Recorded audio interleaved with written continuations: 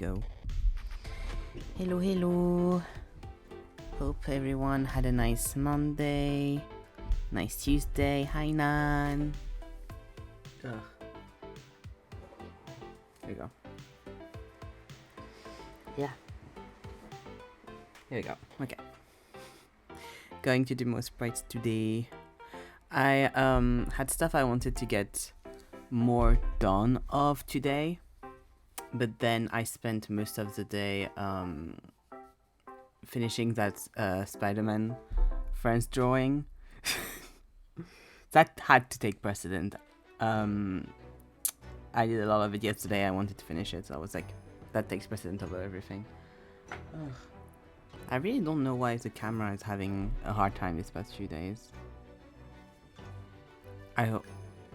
Hoping it's just it waking up a bit after a while. Worth it. Exactly, worth it. Gotta do the serotonin thing and not work on the rest. Ignore the rest. But yeah, we're going to continue the look sprites because I still have a bunch to do. Hopefully we can get all of the annoyed ones done today. So that's done, and then we only have angry, sad, and blush ones to do. Here we are. Oh yeah, the PNG is going to be a little small because it quit during the waiting screen, and actually it's not too bad. Okay, I forgot to change the chat though. Here we go. But yeah, because it quit during the waiting screen, and usually it comes back the right size, and it didn't this time. It came back very small, and I was worried because usually when it does that, and when I make it big again, it crashes OBS. So I just made it a little bit bigger, but I can't make it that big more. But yeah, so last time we did all of the happy ones. So up. Party outfit, normal outfit, date outfit 1, date outfit 2, date outfit 3, and swimming outfit. Here we go. Apply. So this is the one for today. We have all of the outfits there. Where did I put my? Here it is.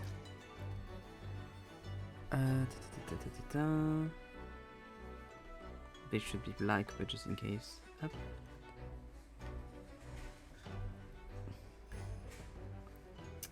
Here we go. And where is it? Here we go. Yeah. Here we go. Here we go. I'm always slightly worried that OBS is having a crash somewhere, so I'm just always like, wait, why am I stuff on here? Is this okay? Is this okay? Yes, okay.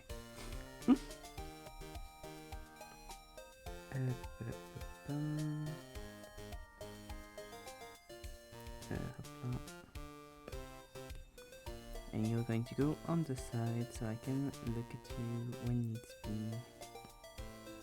Go.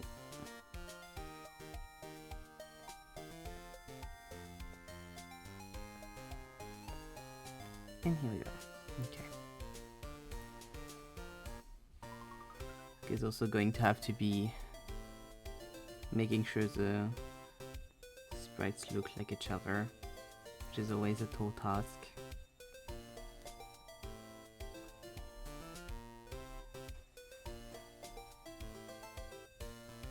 Yep.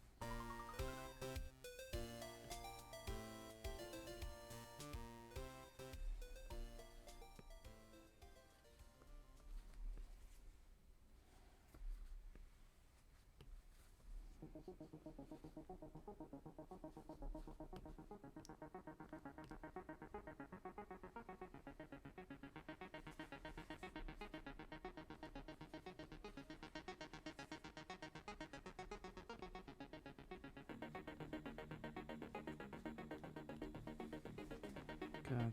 Ugh. I've been so tired this past 2 days. Oh, I need to eat them.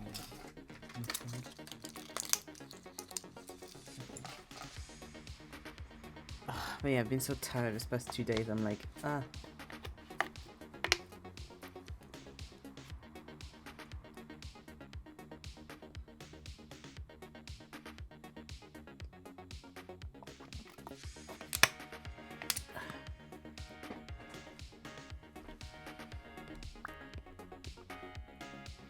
I mean, I'm usually always kind of tired, but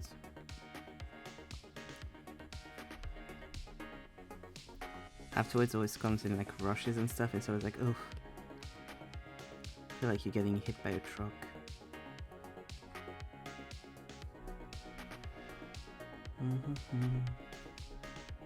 But yeah, been mostly chilling though. Yesterday as well, did a little bit of the spider drawings and filled some invoices I needed to get done, stuff like that.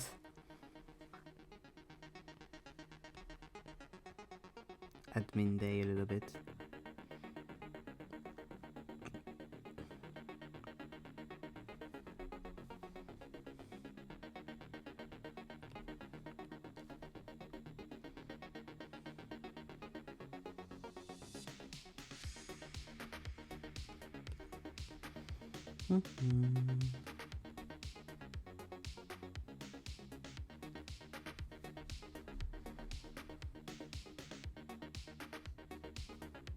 That's not how the earring looks on this thing.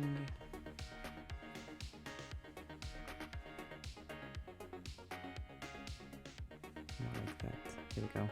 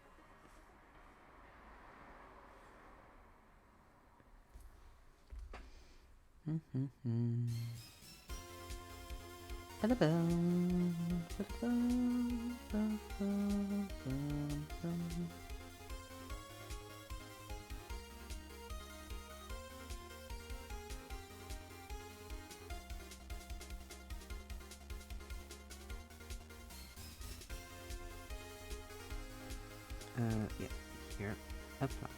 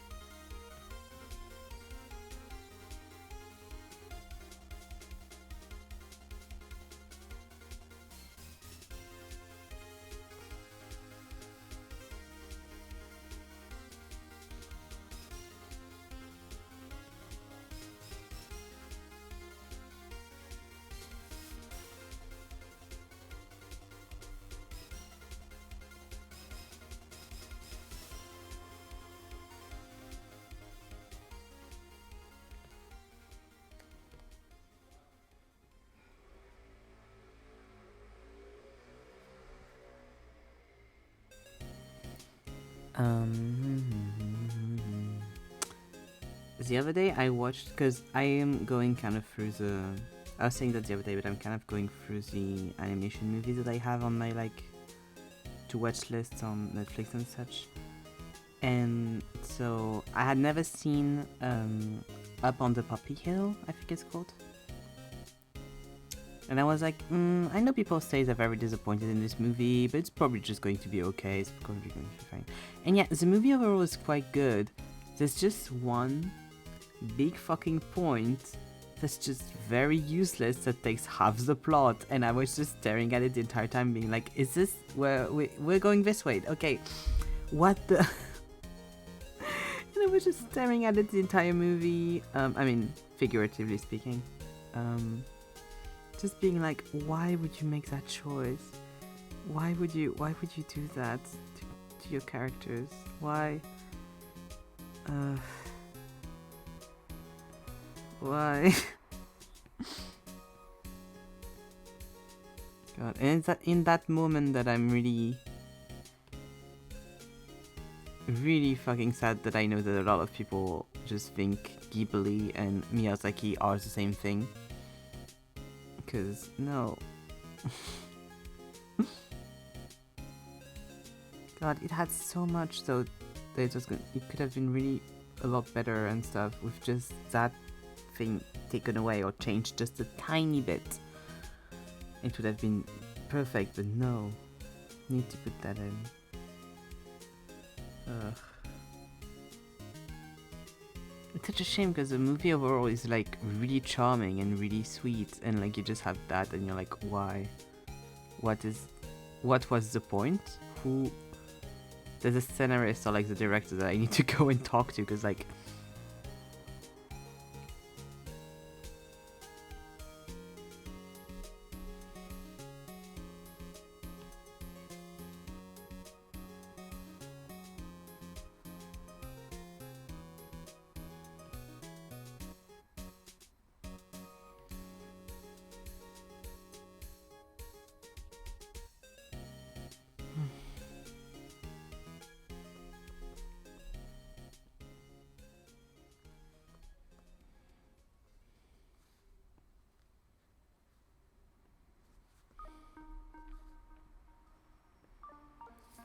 the next one I'm going to watch is probably... Ooh. It's probably going to be A Whisker Away. Which I've heard a lot of good things about, but just... I've seen movies with that vibe before, and I just know I'm going to find it okay, but not that good, probably.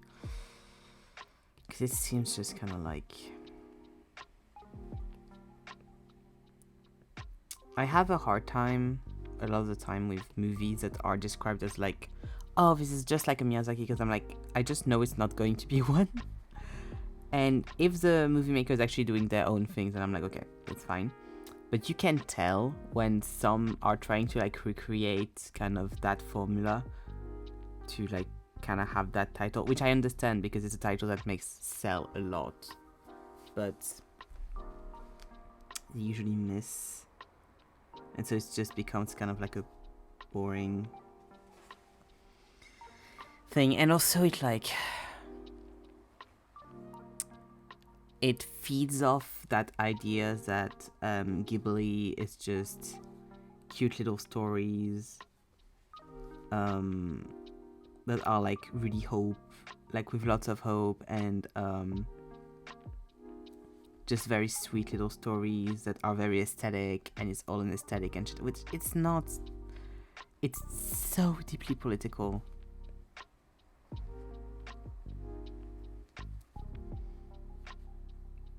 They all have like Miyazaki movies specifically, because of course it's not the case for all of the Ghibli movies that aren't made by him, but usually people mean Miyazaki when they say that.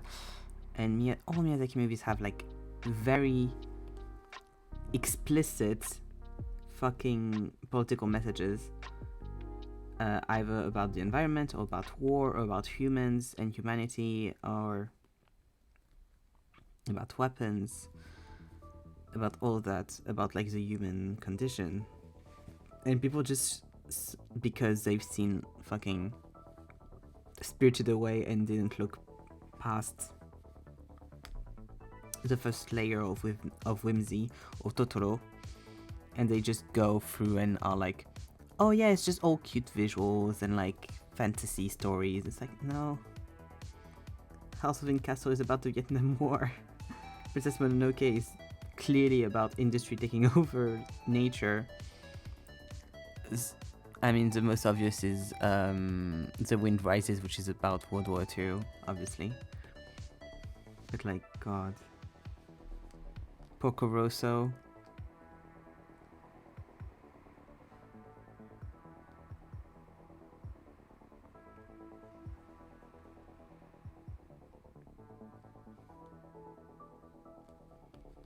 I mean, I say that as someone who's one of my all-time favorite movies is Whisper of the Heart, which is a Ghibli movie, not a Miyazaki one. That is one of the least politically engaged one, probably. But it's mostly about art and living for your art and things like that, which is a very different kind of topic.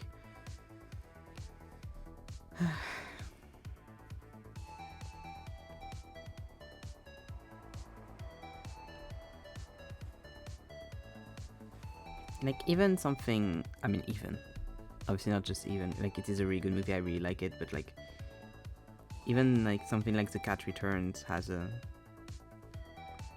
political message about royalty and all of that, and finding a purpose. I think I didn't make his face wide enough. Like, here it's wide enough, but here it's too short, I think.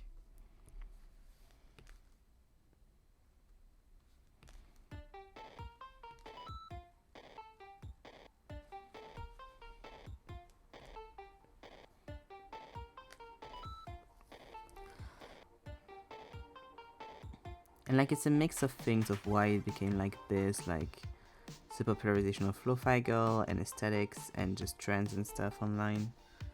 It just tires me so much to see people be like, oh yes, whimsy and fantasy and cute and sweet and soft like Ghibli, and I'm like, no. Pretty much every single Miyazaki movie is deeply about war. What do you mean?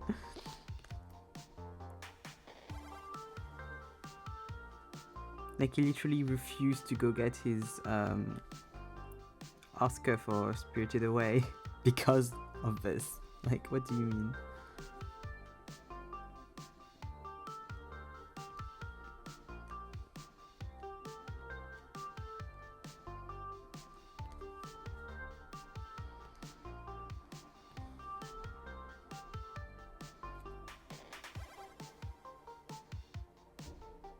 It's not Miyazaki? Whisper of the Heart is not Miyazaki, no. The Cat Returns isn't Miyazaki either. It's Ghibli, but it's not Miyazaki. Whisper of the Heart, I always forget, is from... It's directed by Yoshifumi Kondo, written by Hayao Miyazaki, and based on Aoi Hiragi's 1989 manga.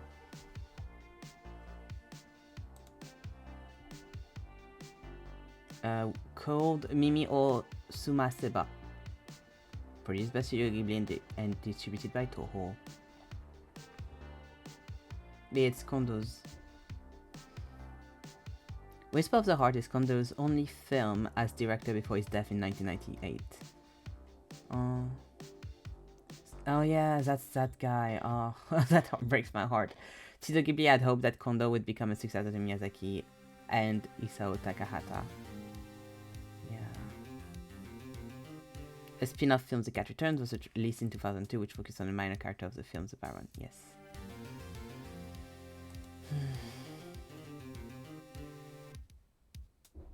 Yeah, Ghost Takahaka also died.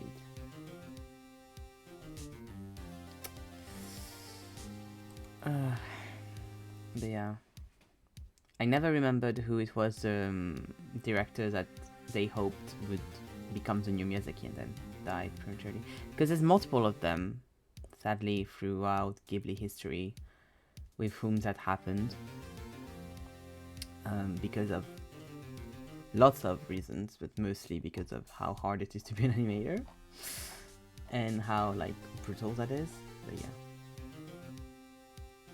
that's kind of one of the reasons why Ghibli as a studio is dying, because they don't have anyone to replace Miyazaki, and Miyazaki is not going to be there forever, and that's a big issue that Ghibli is having at the moment and has been having for many years, because Ghibli pretty much only survives on Miyazaki movies.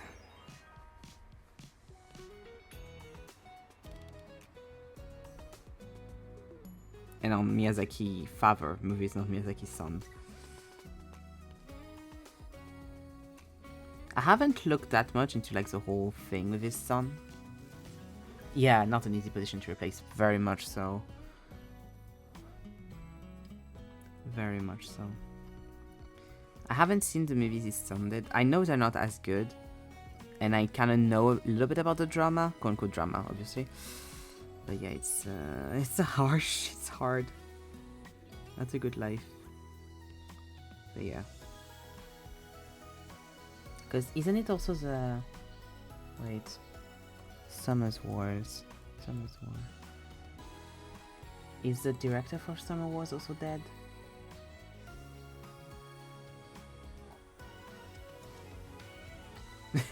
Is Summer Wars connected to Digimon? That's not the question I thought that was going to be asked here. Oh no, he's not. Okay, good.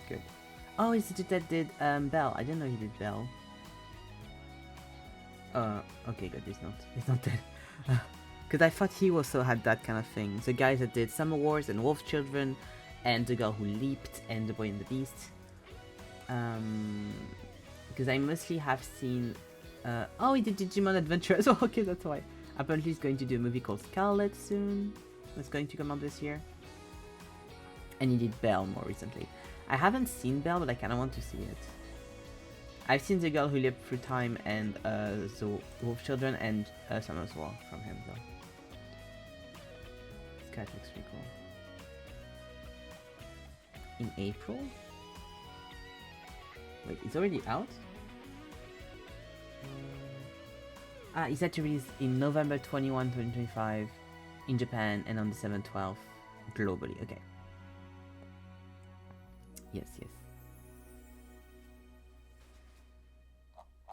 Because that looks... Scarlet looks pretty cool as well. But at least we can know that, like, this is one of the other, like, big directors in Japan that's still alive. That's good.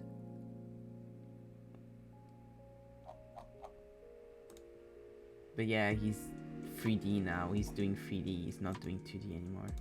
Since Belle.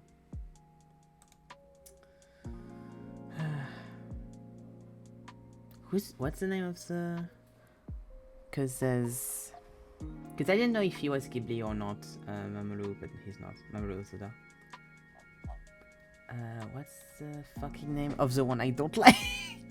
Wait, what's his name?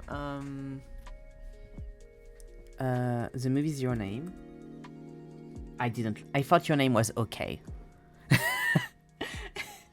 And I kind of like escaped that Makoto Shinkai. That guy's movies, because I'm like, it's going to be just mid.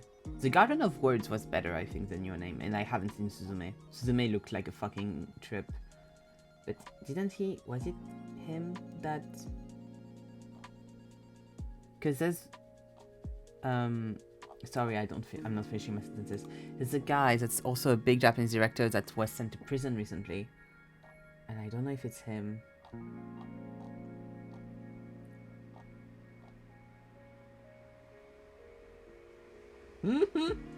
There's a part of his fucking Wikipedia page called Disaster Trilogy.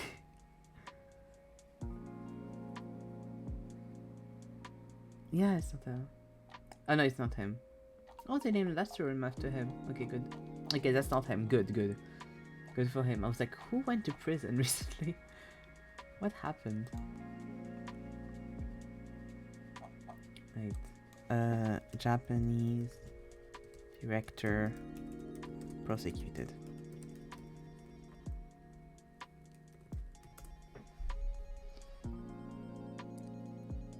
Toru Kobuta. That's him. Or him. Actually on Tuesday. When is this? Good, that's 2022, so that's not who I meant. Hideo Sakaki. Oh, it was the producer of Your Name. It was his producer. Koichiro Ito was convicted of violating laws on child prostitution and pornography. That's what I meant. That's the one I saw. 3 March 2025. Okay, that's who I saw. Okay. And he's the producer for Your Name. He's not the director. Okay, that's why I got confused. What did he produce else?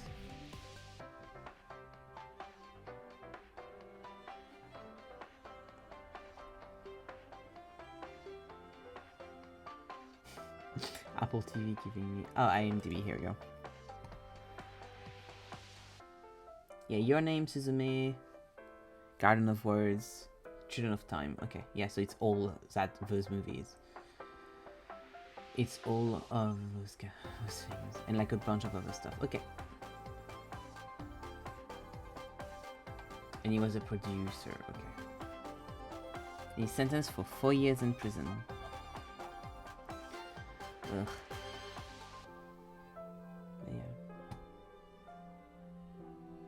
Yeah. That's so sad though about... Because I closed the page, went back to the page with the heart on it. So sad that Kondo passed. Did he only...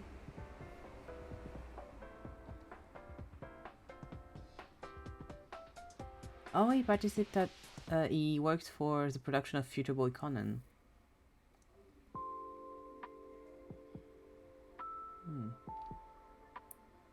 Oh yeah, I'll take this section. Yeah, he did a lot of stuff, but mostly key animation, and that was his directorial debut.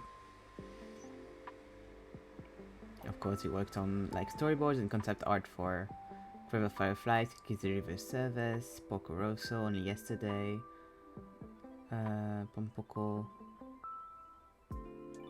Pompoko is a wild fucking movie. He spells the heart, of course, director. Oh, he helped direct. Oh, he was animation director for Princess Mononoke. Okay, okay. And that's the last thing he worked on. Princess Mononoke is the last thing he worked on. Wait, who directed Only Yesterday? Ah, it's Takahata. Okay. Takahata. I see, I see. But yeah. Japan kinda has been waiting for a new Miyazaki for years now to save Ghibli, but doesn't seem to be happening, sadly. So that's why. But I don't know if because they made a park. They made a park and a museum, and I don't know how well they're doing. Because if they're doing well, I'm guessing they can help fund the studio.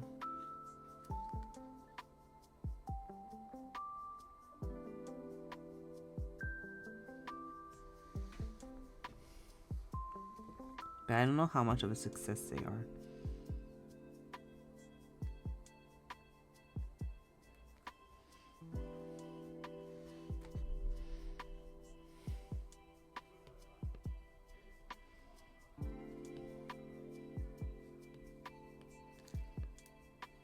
Because the park is quite recent. The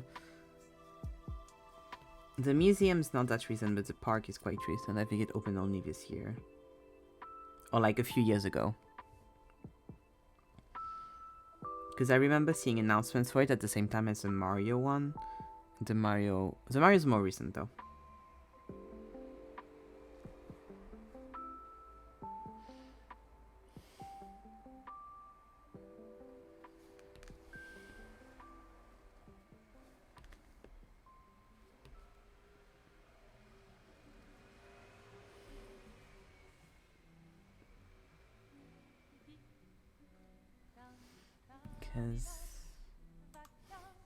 Ghibli closing.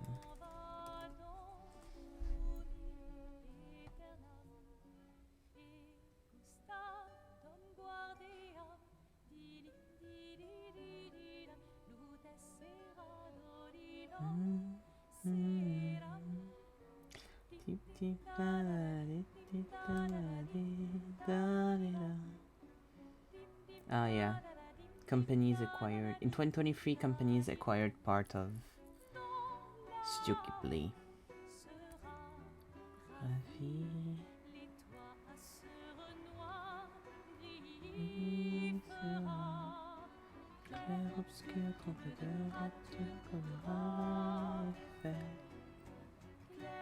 But yeah, it was mostly spoken about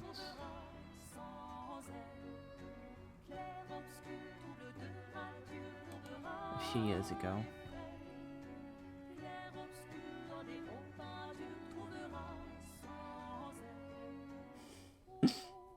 This is a Reddit thread. It's just like, why did Studio Ghibli, like 10 months ago, why did Studio Ghibli close when the movies are profitable?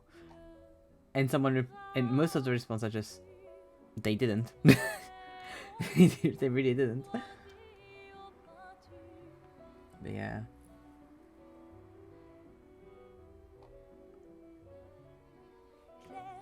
But they've been talking about that closing for fucking years, so we'll see. I hope not.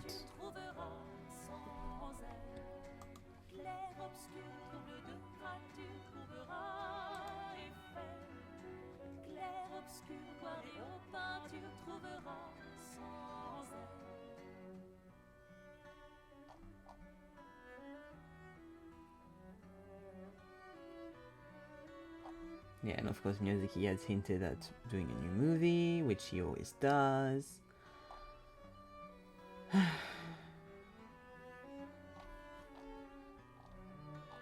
It always makes me laugh when people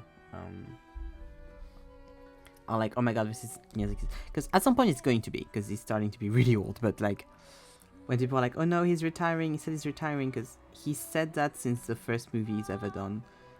He finished, which one was the first one again? It wasn't The Castle in the Sky, it was, Nausicaa. He finished Nausicaa and then he was immediately like, I'm never going to make a movie again. So he's been saying this since day one.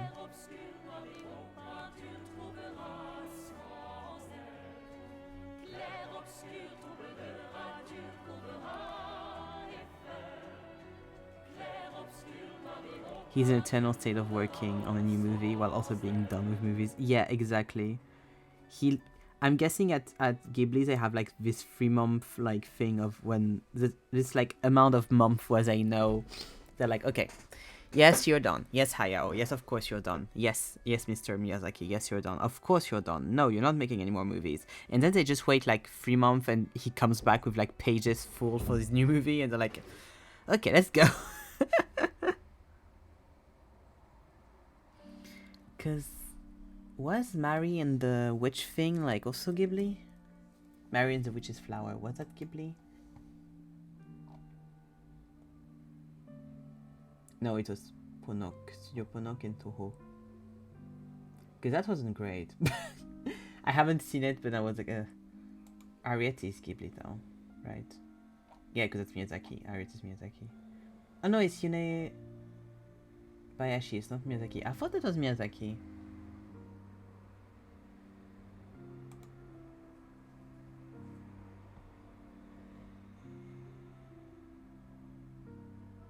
Ah, the dude worked with Miyazaki, that makes sense. Oh, he's the dude that made Mary and the Witch's Flower, okay. And he made When Marnie Was There, which I haven't seen and heard mixed things about. Is that him? No.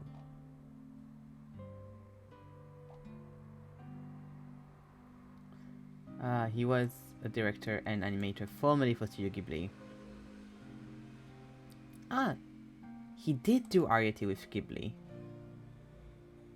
Formerly, he did his directorial debut with Studio Ghibli Secret World of Ariete. He became the youngest director of theatrical film produced by the studio and then was nominated for blah blah blah.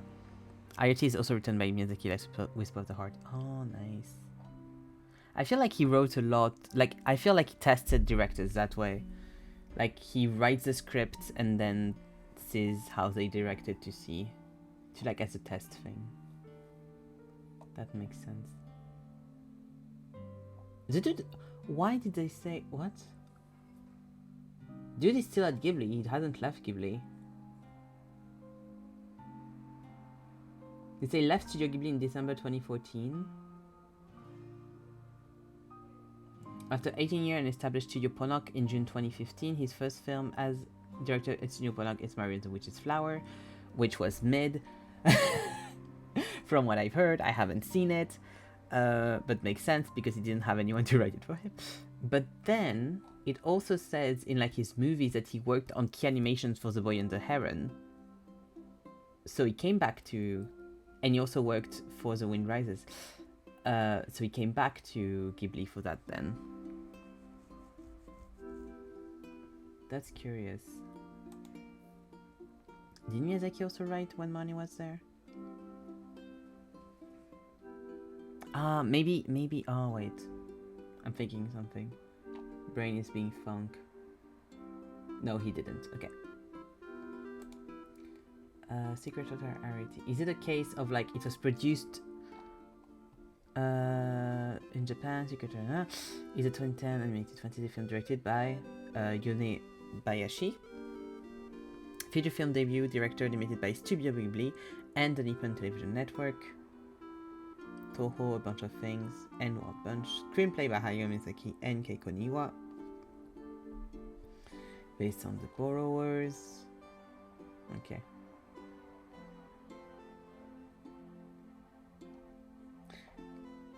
But it's distributed by Toho. Okay. Yeah, but Ghibli doesn't distribute their own movies. It's Walt Disney that... It's Disney Pictures that distributes them because they've been sold to Disney. That doesn't mean stuff. But okay, that makes sense. So it is a Ghibli movie, yes. I get so confused. But I thought Arity was I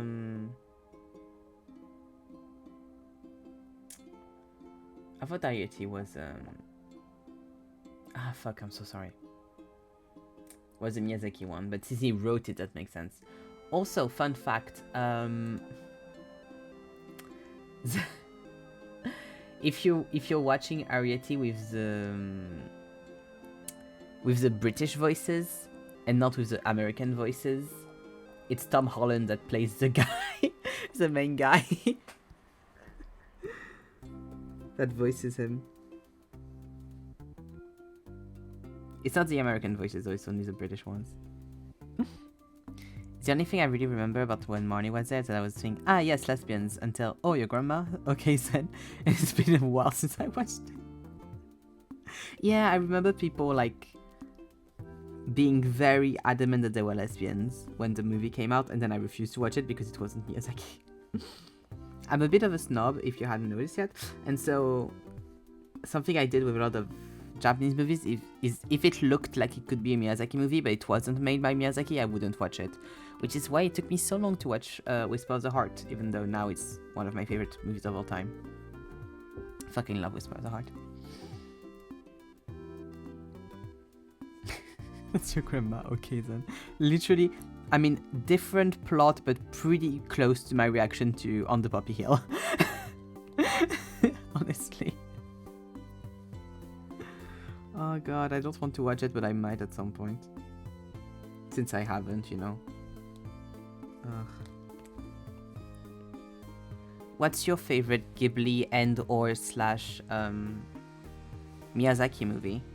I think I've asked that before, but I forgot.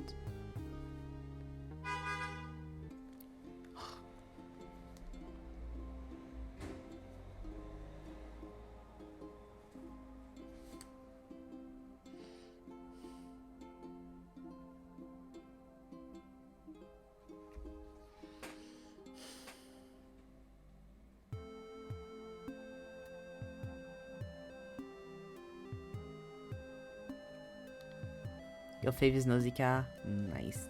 Have you read the manga? I'm guessing yes. You never know. feel like people kind of sleep on Nausicaa. Haven't really seen it in so long.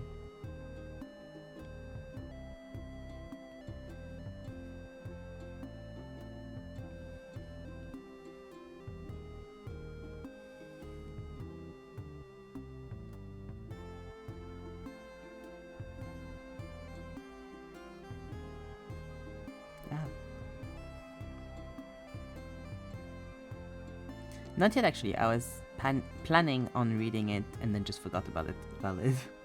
I really wanted to read it, and when I lived with flatmates,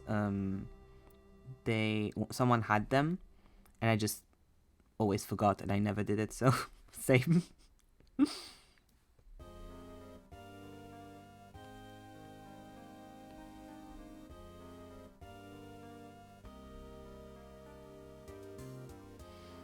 Honestly, same.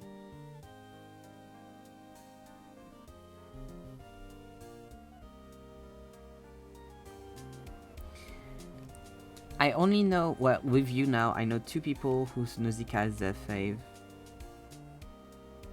So I feel like it's a green flag.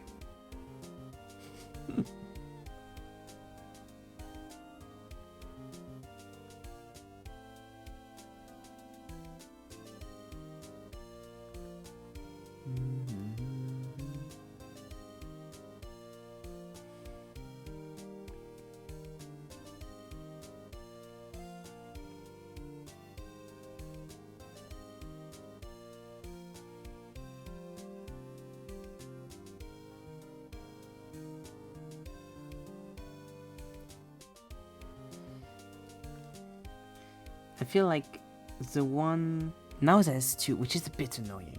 Because, like, for a very long time, my favorite all-time movie and Ghibli movie was Howl's Castle. And as much as I still love it a lot, it's not my favorite anymore. And part of why is because it's become so fucking popular with the times. And people misinterpret it widely, and it pisses me off. And people have ruined the music of Howl's Castle for me, and... It used like the merry-go-round music from Howl's Castle, like the da da da da da da da da da da da da da da da. That music used to be able to bring me almost to tears every time I heard it, because of how special it was in the film and everything, and because people overused it in every fucking video on TikTok. It doesn't anymore, and that makes me so sad. Because I'm like, ugh. He was so special.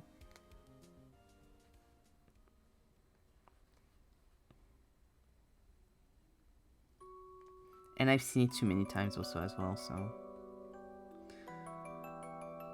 I need to like rewatch it, but in a few years, so that it's more cleansed out of everything. But yeah, just seeing too many people like mischaracterize the movie, and too many people be like, well, in the book, I'm like, I don't care what's in the book. They're not the same. Honestly, Miyazaki uses books as a basis for pretty much all of his work, but they're never direct adaptations. They're never actual like adaptations. Let's be real.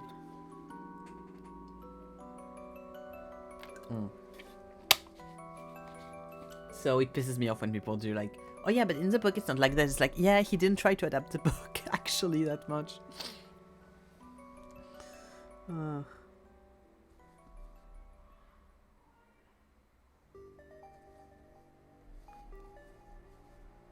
Which is also one of the reasons why I refuse to read the book. I know I'd like it, I'm pretty sure I would, but I just like that version of the characters in my head, so I don't want to like change it.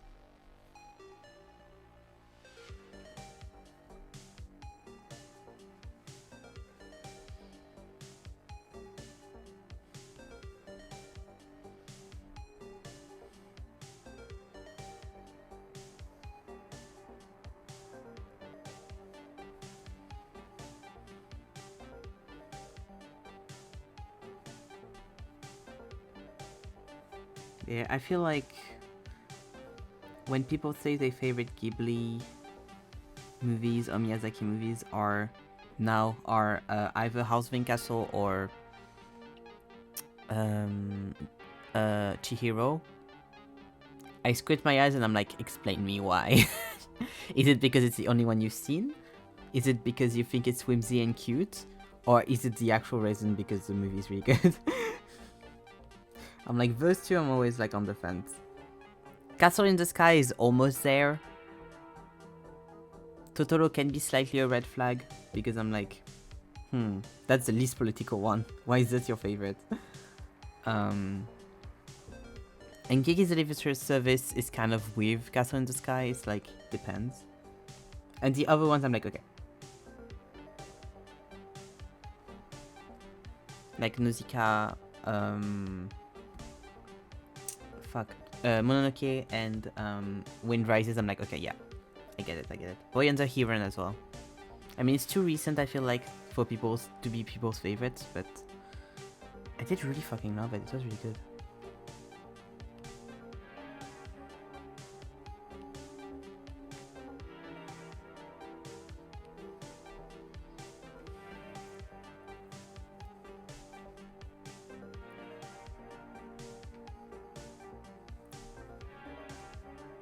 It does make me laugh, like, and usually, to me, it's a red flag if someone didn't like The Wind Rises.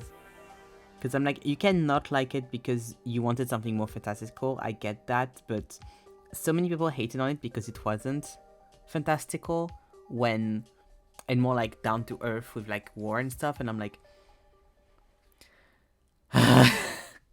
yeah, that's what it's like. The message is the same. It's just more clear this time, so you're annoyed because it's more clear. And he's not hiding the fact that it's about war and stuff. I mean, hiding, you know. Up.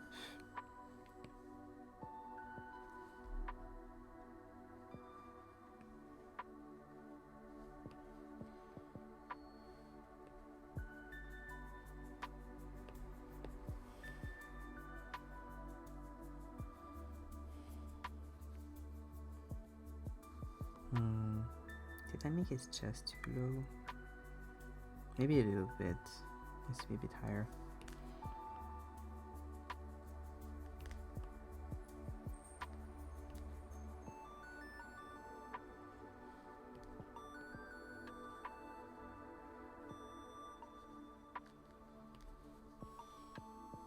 Because, like, story-wise, the love story is, like, as poignant to me and as, like, beautiful as the love story in House of Castle. Which is the reason why, for a lot of people, House of Castle is their favorite. And I'm like, you love House of Castle, but you hate The Wind Rises? Squinting my eyes at you.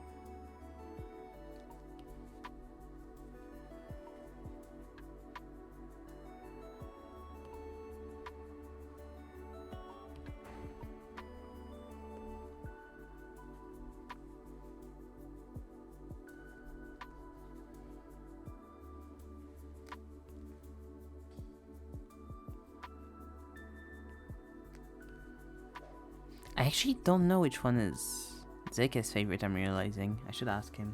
Because I know Hylin's, but I don't know. And I know Juno's, but I don't know Zeke's.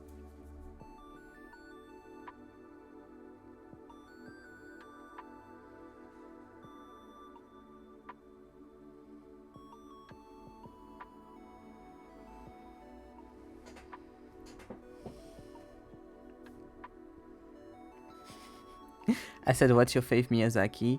And in my head, I was like, it'd be so funny if he just sends me a picture of Miyazaki. This one! Oh, it's Kiki's Delivery Service. That's so cute. That makes sense. That's really cute. Sprites is not one of the most political ones, but that's really cute. Before The Wind Rises came out, my top 2 was Kiki Delivery Service and then top 1 House of Castle. But then The Wind Rises came out and I was like, boom! Oh, I always forget about Ponyo. I just realized I always forget about Ponyo. Ponyo's really good, I just completely always forget about it. Ponyo's for the lesbians. My favorite Miyazaki is Hayao, same. I mean, he's not a good person that much, but he has really good points. And he hasn't done as much problematic shit as other people. So, you know, you take your wins. probably my favorite director, so.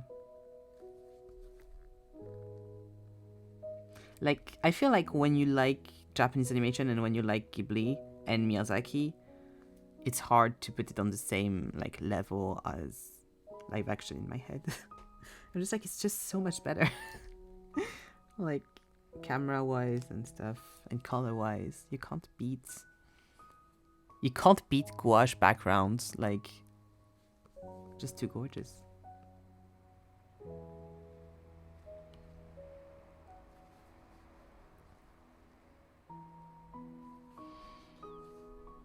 We had a case in Ace Attorney that we were playing, and there's an artist at some point, and we see like the workshop, and there's like little pots of gouache, and I was like, oh my god, that's the same pot that they use for the Ghibli movies, and that made me happy.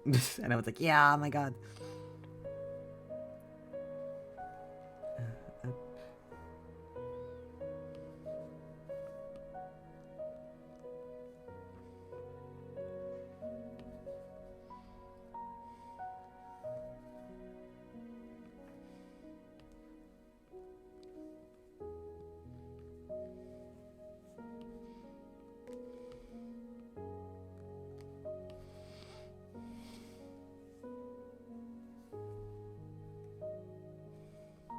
God. A while back, obviously, I gifted my ex a book of like backgrounds by Ghibli. It was all like background art from Ghibli movies and like comments on like how they made it and stuff. And I'm like, ugh, such a gorgeous book. And I'm sad I didn't go through it more and like take pictures now. It was so pretty. It was so nice.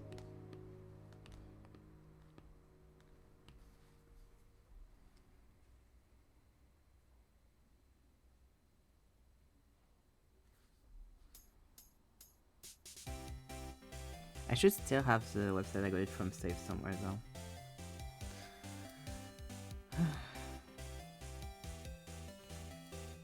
Because they had a bunch of like art books and everything, and I was like, ah, so much I want.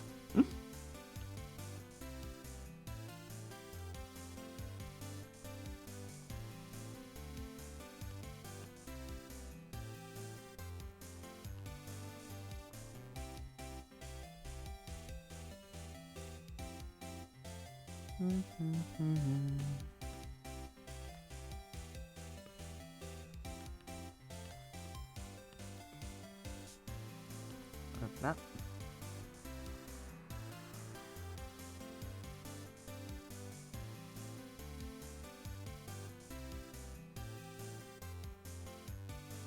It looks right by me.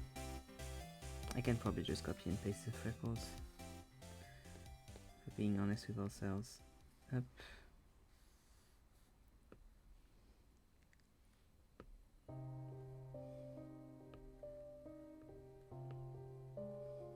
Ah, non, regarde. Here you go. Hop.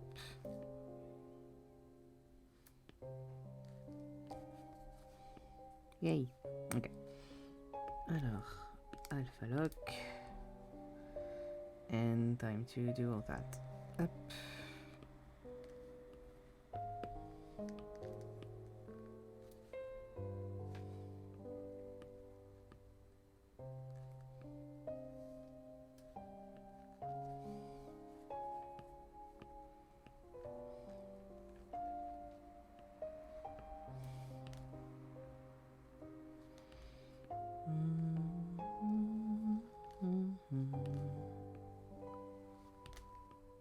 God, there's a manga. I discovered the manga via watching the movie called Byokusei. And I don't know who directed that. Dokusei. Dokusei. And it's so pretty. And it's all like kind of watercolors. And it's a gay love story and it's really cute. And I really liked it. And there's a whole manga and I really want to read the manga, but it's kind of hard of accessing because it's not been that it hasn't come out that much in Europe, and I'm like, I need to read that manga. I need the manga. Because it's one of those things as well where like they published it in different increments, and so they have different names per increments and stuff, and I'm like, oh, it's they also worked.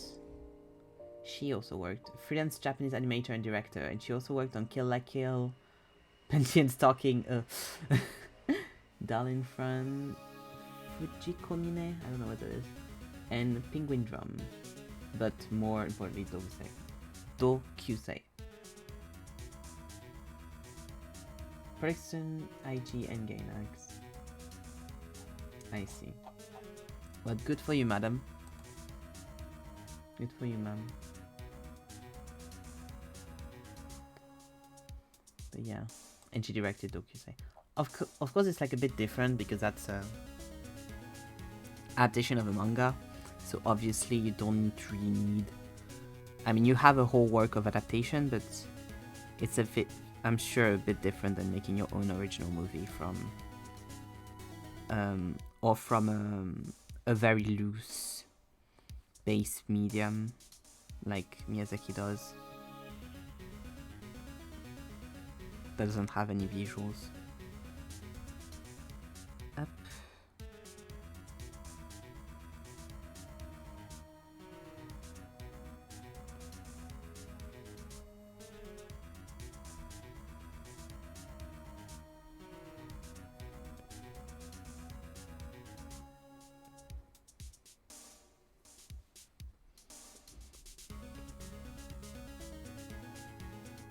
I really like that one.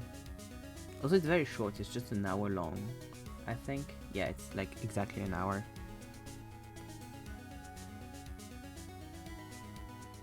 I watched it when I was kind of trying to go through a lot of boys love or like gay manga and anime, and I was like, okay, let's go watch a bunch that I've heard of but I never actually went and saw, and I was like, oh, this one's really good.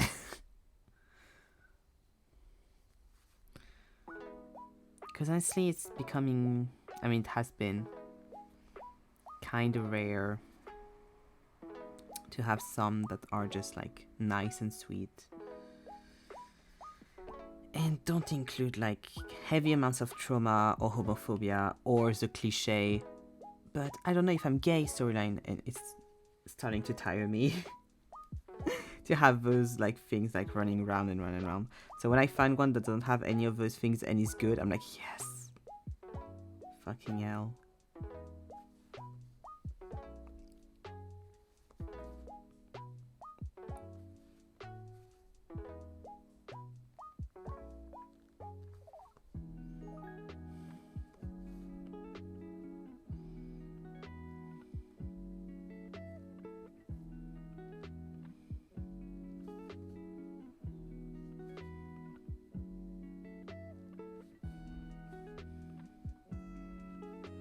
Which I understand why a lot of them are like that, obviously, because, you know, stems from the society that they're made in, but, like, gay marriage still isn't legal in Japan. But it's true that, like, from the other side of that, you know, it's always a bit tiring.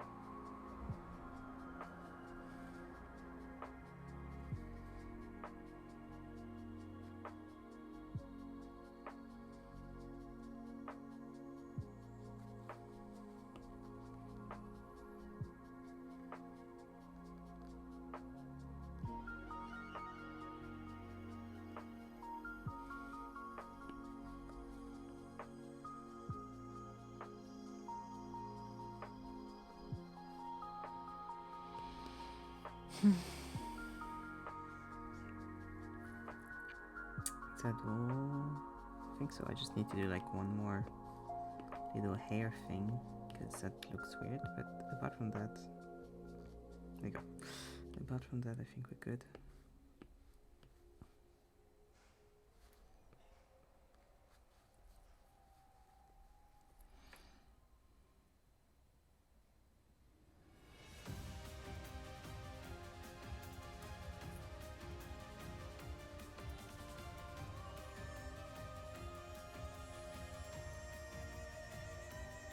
Yeah.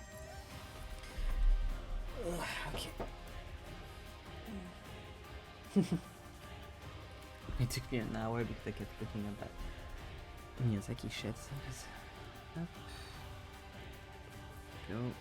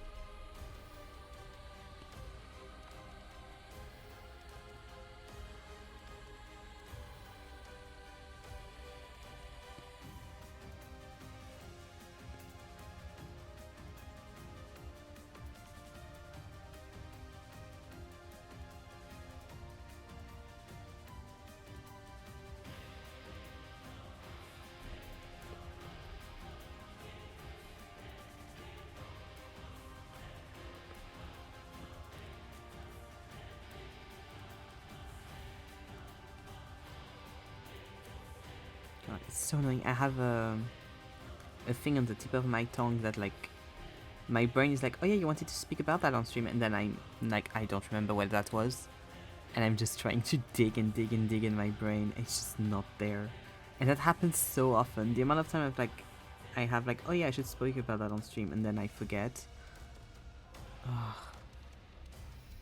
And then I just have the memory of myself being like, oh yeah, I should speak about that on stream.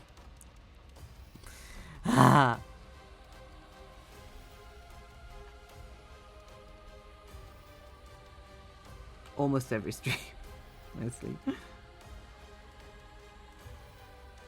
Sometimes I remember. Often I don't.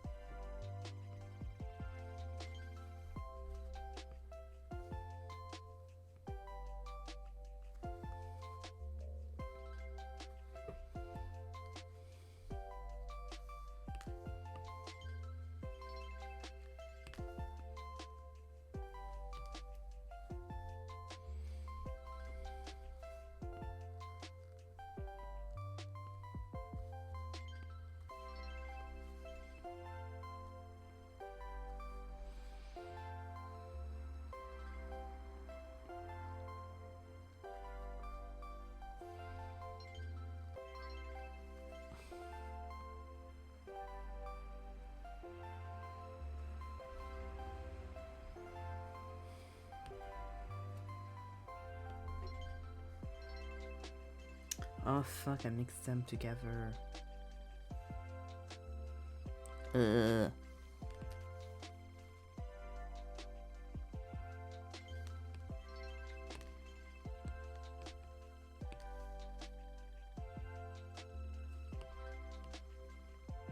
Ah. Fun. There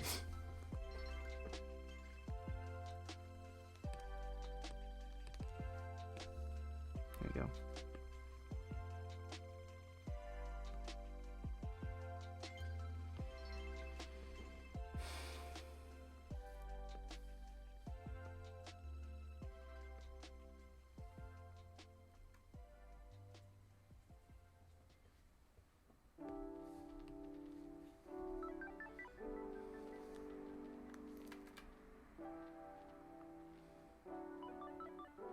Okay. Going to be right back. Hopla. Hopla, be right back.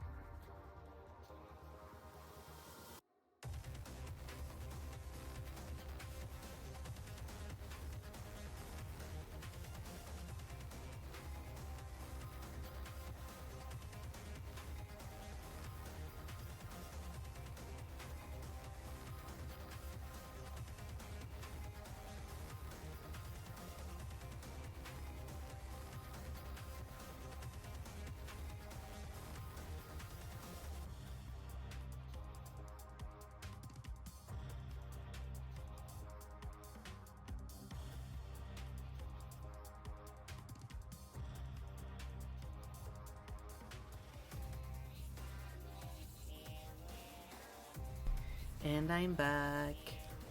Up, up.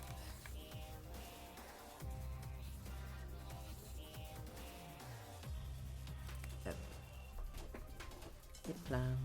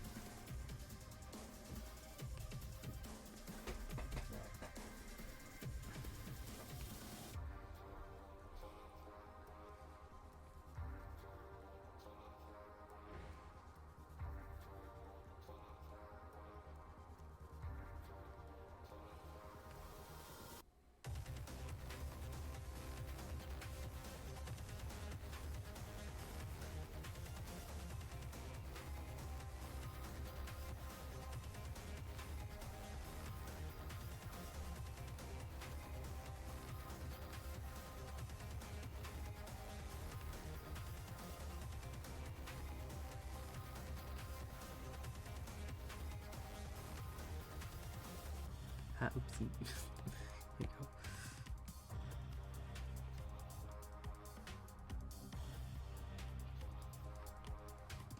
Probably, yeah, around here.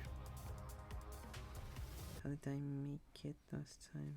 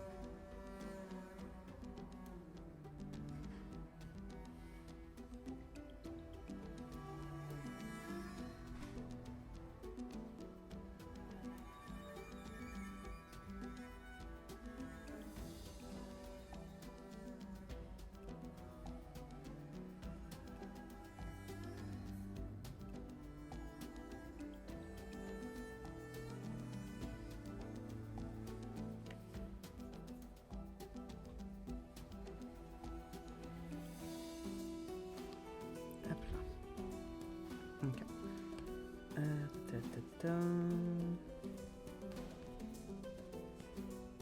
Ah, no.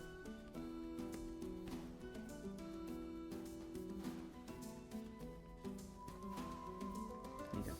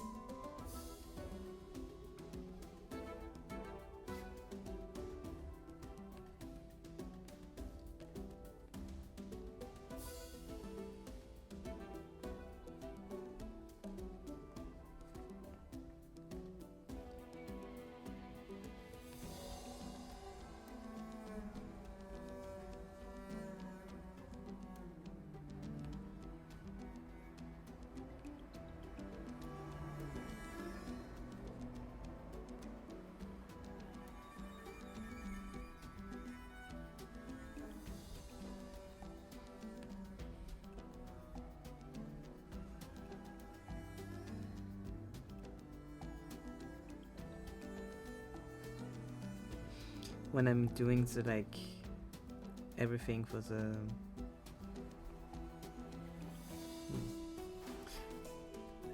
like choosing what sprites for what dialogue and stuff. I'm so going to be like, I have sprites in that outfit, I have sprites for everything in every outfit. You bet you can have. I'm going to try to put them as much as I can. I worked hard on those. So going to be like, what do you mean in this scene where he only has that outfit? There's no time where he's annoyed. There's no time where he's this or this or this. But I'm going to make him annoyed in one thing.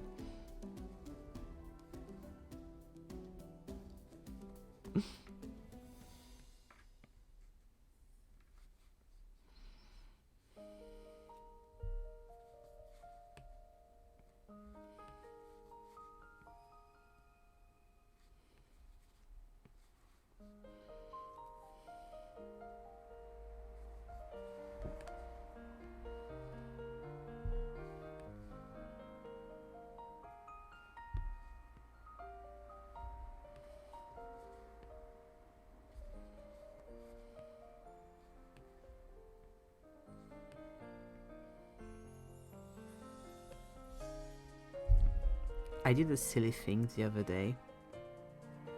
It's basically, because I'm on the aero spectrum, I don't have many crushes, I don't like fall in love often and stuff.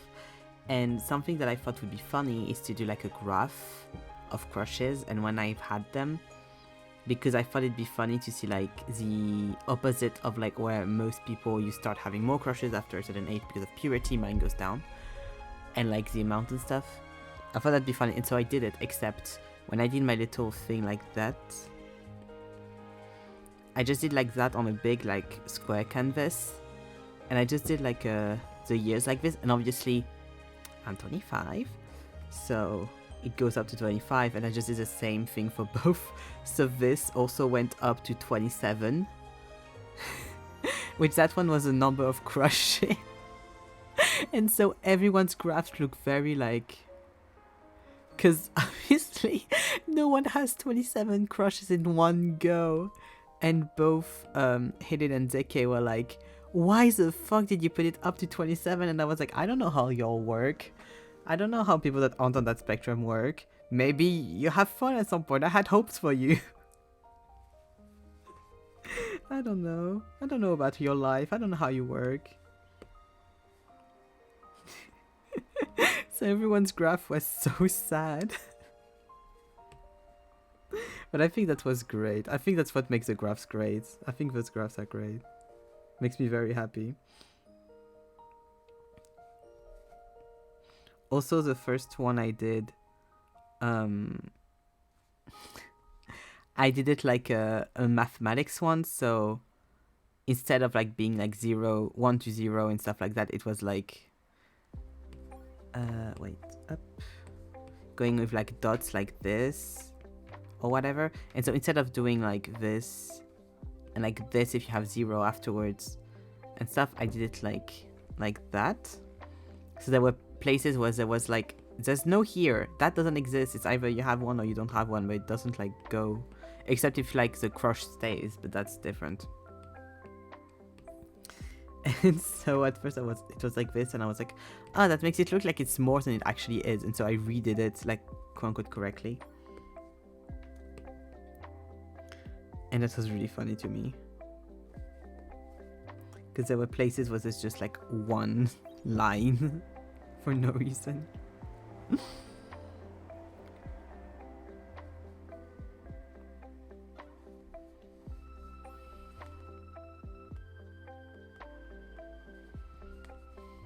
But yeah,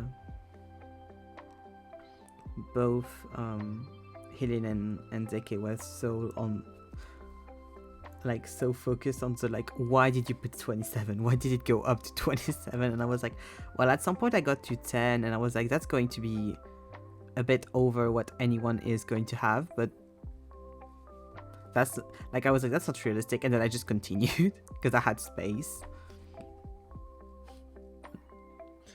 I don't know, why does anyone does anything? So what like normal amount of crushes to have? Asking for a friend. Me in the group chat.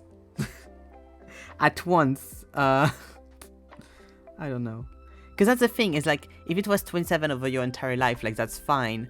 But like, 27 for like a year, I feel like you're going through people quite quick, perhaps. Because it doesn't have like, because they kind of made the joke of like at once, but like, it doesn't have to be at once if it's over like a full year. In my life, I've had, I'm counting the ones where honestly, when I look back on them, they weren't crushes, they were just me being a child. So you can take out 2 if you don't take those out, but I've had 7. No, like I'm genuinely asking. I don't know. I've had 7. I've had 7 crushes in my life. Wait, let me recount.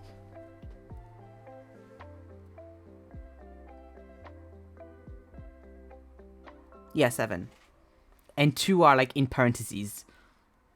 Because I was like very small, so I'm like, was it a crush? Was it just me like thinking I had to like someone? Who knows? But I have no idea if that's like a normal amount of crushes. Because like me and my friend group, we never really were a lot into that, if that makes sense. Like growing up, like you see the whole thing of like in shows and shit, like people being like, well, I dated different people every year and shit, and I'm like, oh.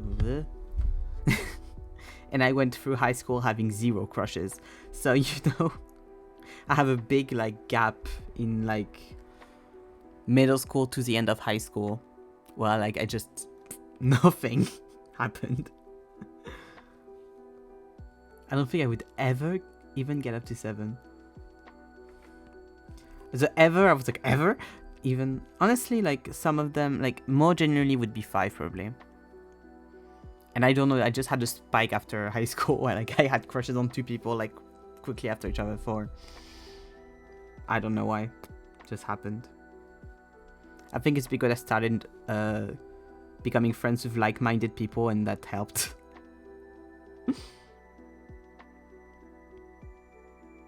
Then I was in a relationship for 4 years, so you know.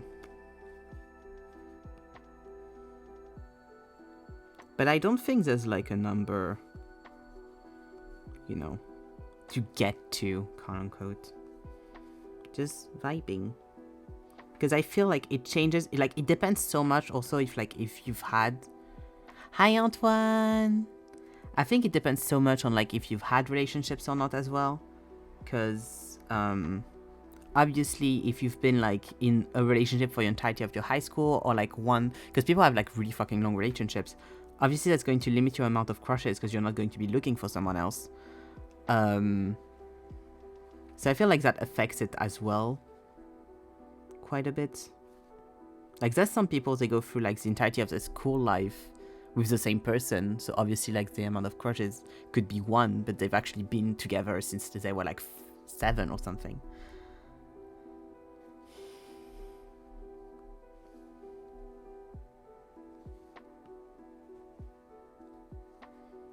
What are relationships? I am very funny. There are things you have with other people. It doesn't have to be romantic.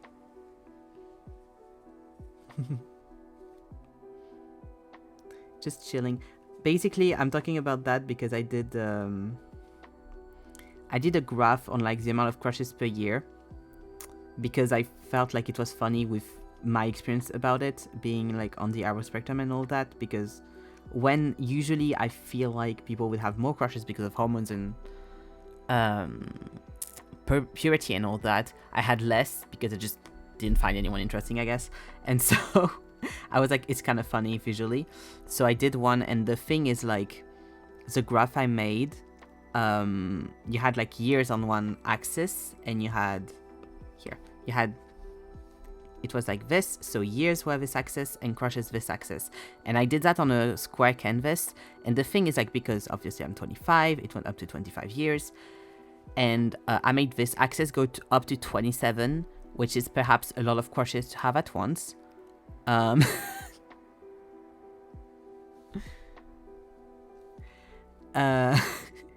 And I got made fun of, quote unquote, by Zeke and Helen, because they were both like, why did you go up to 27? What the fuck? And I was like, I don't know. I could. It had space.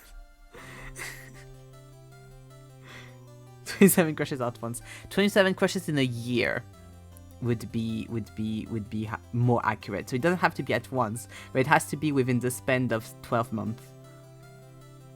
Are you collecting Pokemon? I don't know how people that aren't on the arrow spectrum work. I don't know what happens in your brains. I have hope, expectations. I watch TV too much, probably.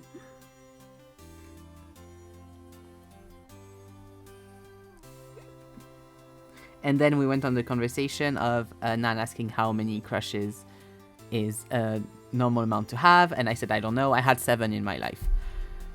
I tried counting. I would say I had 4 that I am sure were crushes. Maybe 1 or 2 more. Yeah, same is the thing. It's like, I would go at 5 for the ones I'm sure I had a crush.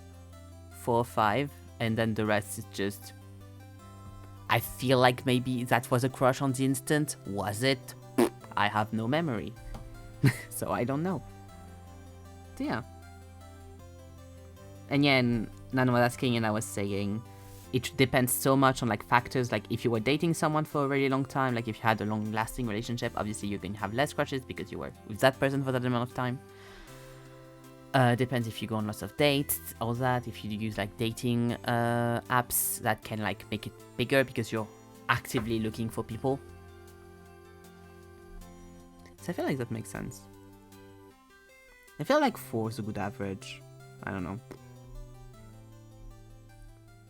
I'm not going to speak on behalf of others that have done my graph. But yeah.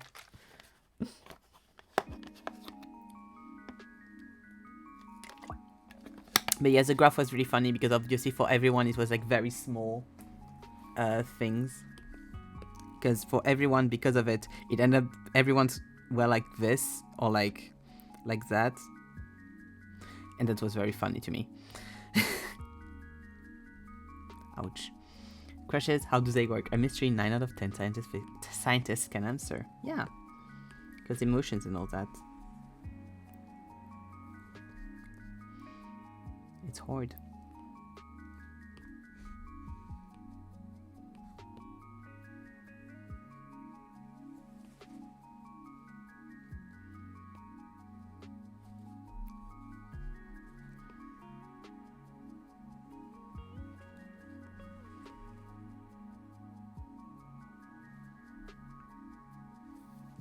But yeah, and then just talking about crushes in general. Crushes are fun though, crushes are cute.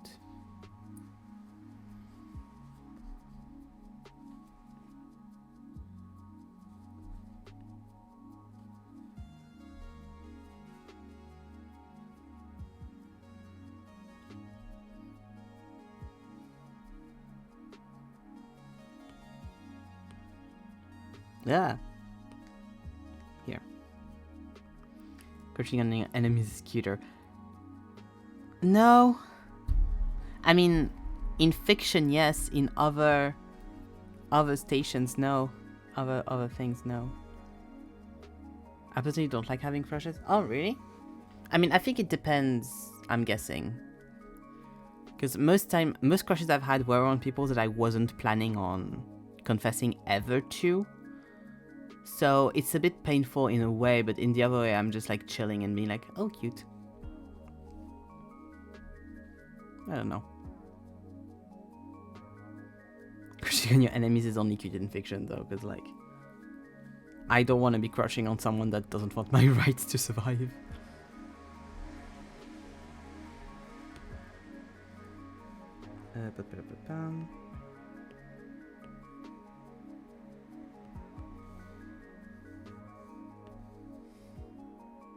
I agree with Nan. My brain does not know how to do. I then acknowledge what is happening. Okay, I think my position is very biased because, honestly, because most crushes I've had were on people that I wasn't going to see IRL. Or very rarely. So I could kind of do whatever and panic behind the screen, and that would be fine because the person wouldn't know.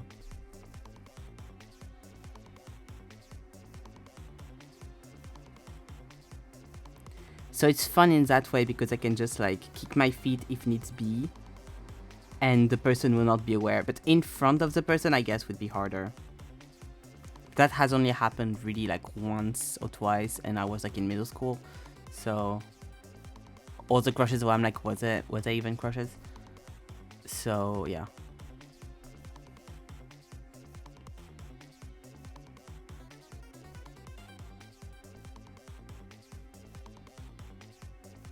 It helps. I have to say it does help.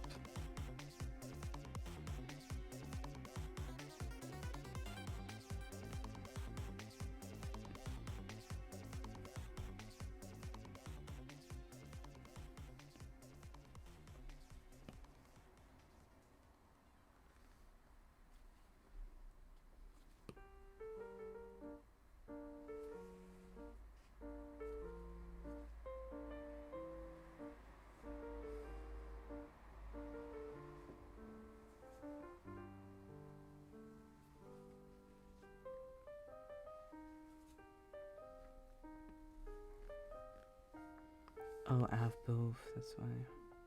I was like, I don't understand what's happening in this sketch. That's what's happening.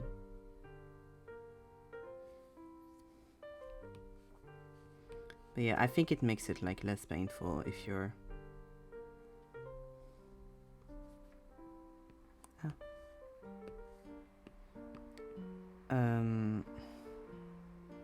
Also, I feel like it depends how you're going to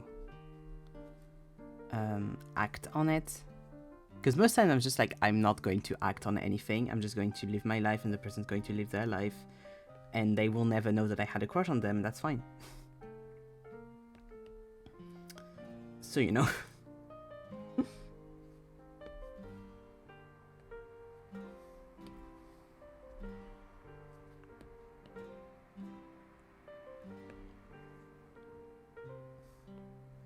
But that's also from the perspective of someone who has crushed on people that were already crushing on other people. So I was like, it's never going to happen, and I know it's never going to happen even before anything happens. So like, I made the mistake of saying to some friend I maybe had a real crush on another friend, and they don't know. She goes to another school joke, and the crush passed, I think.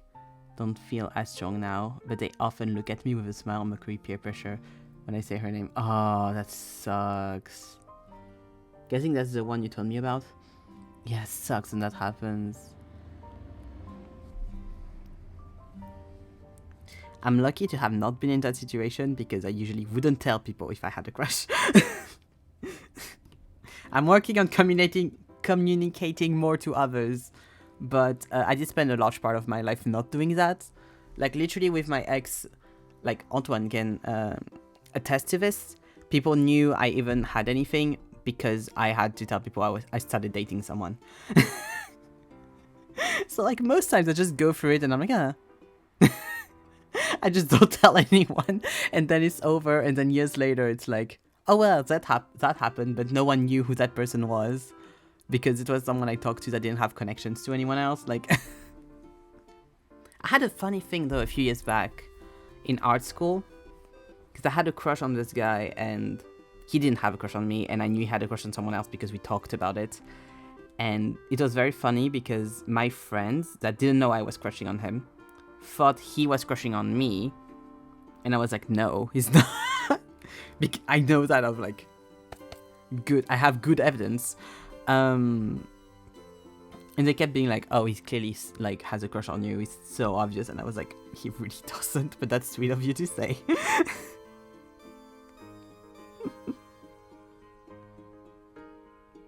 But it was very funny that like people around thought I was crushing, he was crushing on me when I was crushing on him.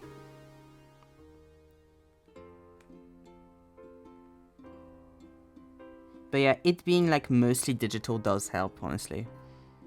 Because then you don't have that much of like focusing on the person. I feel like. Pat also for you. No, I'm fine. I'm fine, honestly. And I was fine at the time, like, because I mostly saw it as like a cute little thing more than anything else.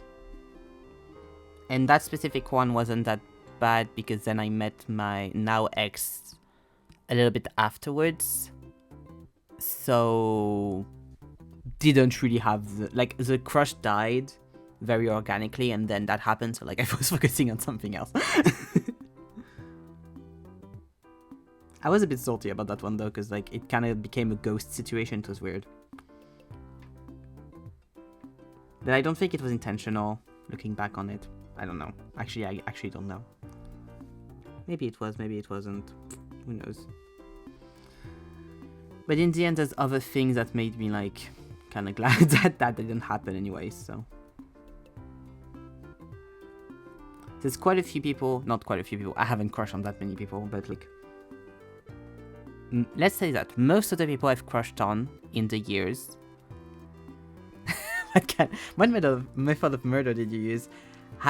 Going through art school and having other shit to do, you know. But yeah, most of the people I think I crushed on, I knew the relationship wouldn't work if we were in a relationship, so I didn't mind that like it didn't happen, because I was like, if we were together, it wouldn't have gone like well. I don't think we would have been well suited for each other. So I was like, it doesn't really matter.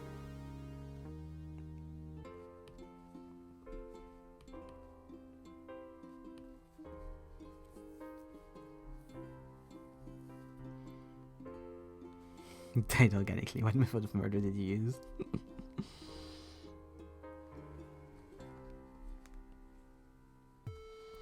But I feel like that's very like specific people to people kind of thing, because I know some people have a harder time, like, for once being chill, and secondly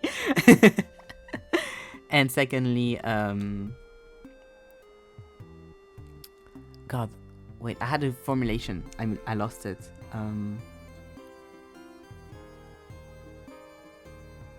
Yeah, and kind of letting it go.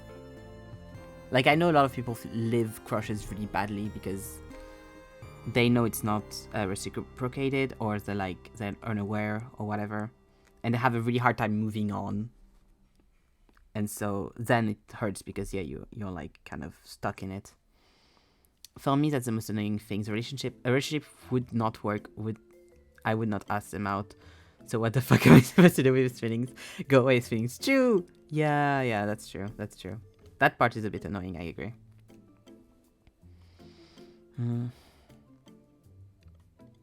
I think it's because, I mean, it doesn't work because Nan also hasn't had that many crushes. I was going to say that I think it's because I don't have that feeling often, so like, it's kind of nice to have it from time to time, but I think I just like the feeling of like interacting with someone and internally being like, fuck, they're really cute. I think I just like that. I think I just find that nice. I like making fun of myself when I find dumb things cute.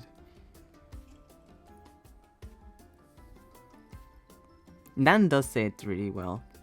Nan does speak about it quite well. I think if I had a lot of crushes in like school, I would have found it worse. I would have had a harder time with crushes and stuff. But since I had most of them while I was either really busy or like later in life, I knew how to like stabilize myself better. Maybe, I don't know. I don't want to call anyone like anything. Not well stabilized.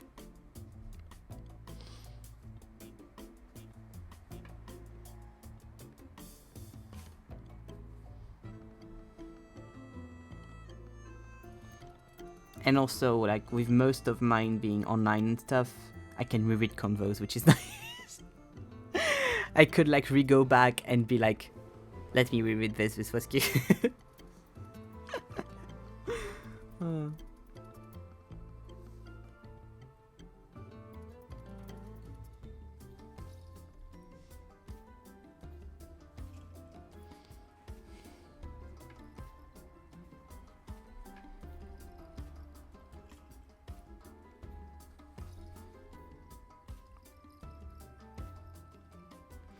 But I think something that I think must hurt a lot though is if you have a crush on someone and then you fall in love with the person and just nothing, and you know it's not going to happen. That must hurt a lot. That I agree.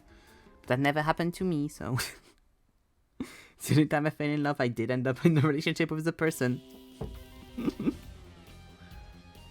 So yeah, that helps a bit. Staying on the crush level isn't too bad to me. For me, at least. Yep.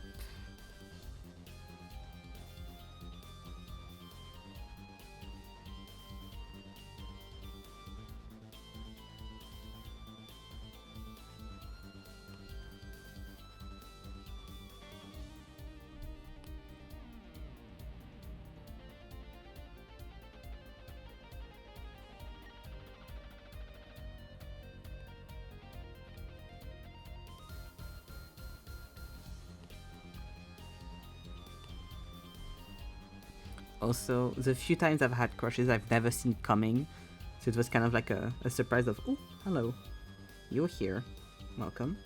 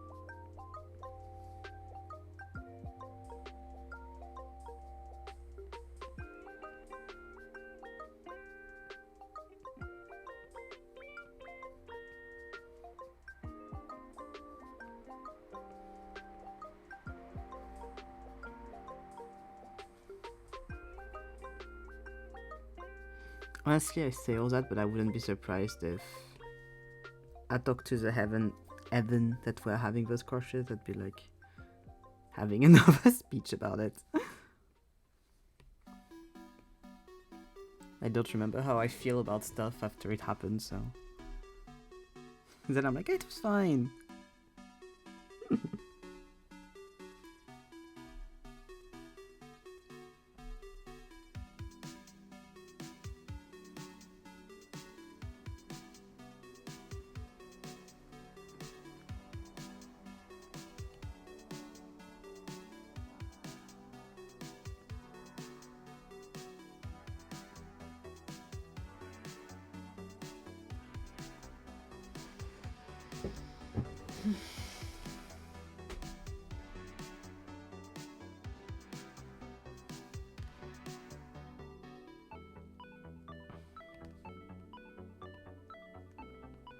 Something I do wonder though, sometimes about, not that much, but sometimes a little bit, is like, if there's people I know that had crushes on me and I didn't know about it. Because like, when you're someone who hasn't had a lot of relationships, or weren't in a relationship for a very long time, because I had my first relationship really late. I mean late. Later in life, there's no time for stuff like that, you know.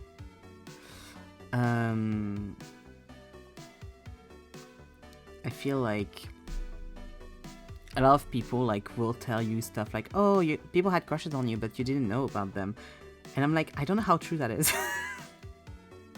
I don't know if I had many people through my like school years and stuff that crushed on the very obviously queer fat kid that was a fucking weeb. I don't think that many did. But I always have like that in the, not always, but like sometimes I have it in the corner of my mind of like, I wonder if that actually happened even once. That would be funny.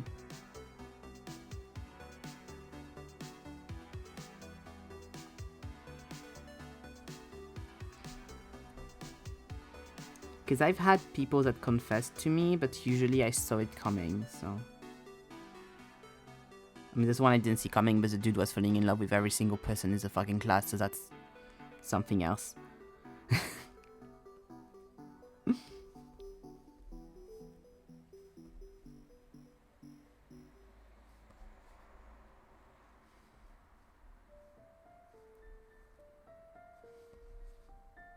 So I'm like, I wonder.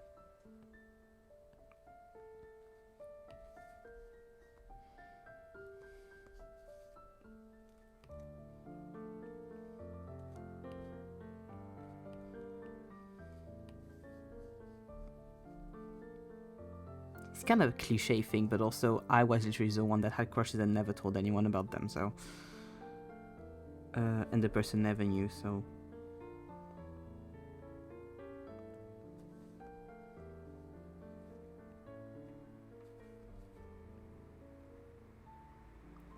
Could happen on the other way.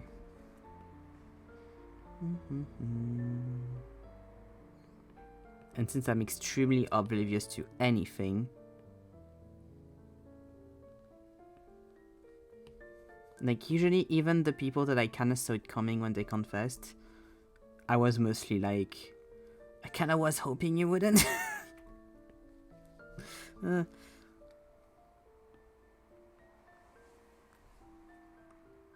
And like most times I wasn't, it was more a case of like, I didn't expect them to have crushes, but I wasn't surprised when they confessed, more than me being like, oh, this person has a crush on me kind of thing. I mostly stay like, nah.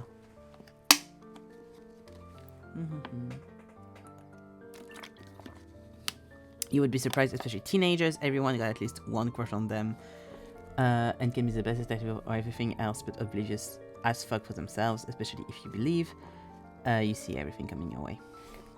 Oh, I don't believe I see everything coming my way. It's just that I also know that like most people in my high school and middle school thought I was a lesbian, so so you know, I feel like that takes off some. I mean, I'm not saying that like a guy couldn't have a crush on someone they believe is a lesbian, but I feel like that does take out some stuff.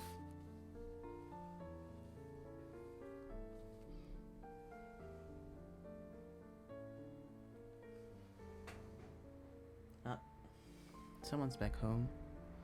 Going to close my door so that they don't hear me screaming about people thinking I was a lesbian when I was 14. Be right back.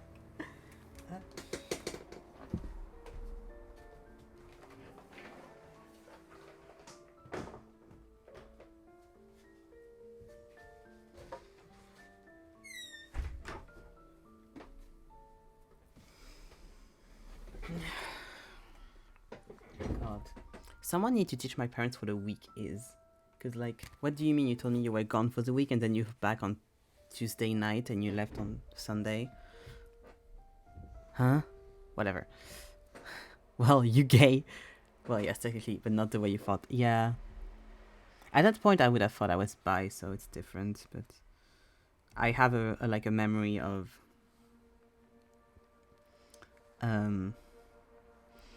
of people, 2 friends, quote unquote friends, more like acquaintances I had, and we were like talking, and at that point I thought I was bi. I don't know. I might have thought I was het at that point, and I was like, yeah, I don't like girls, and they just looked at me with like utter bewilderment of like, huh? I mean, one of them thought I was in love with his girlfriend, so, but the other one was just like someone I knew. They were both like, huh? And I was like, yeah, I'm not attracted to girls. They both looked at me in the way of like, you haven't figured that out yet? And I was like, huh?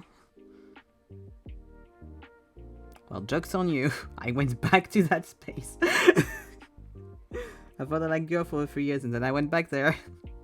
But just other way. But yeah.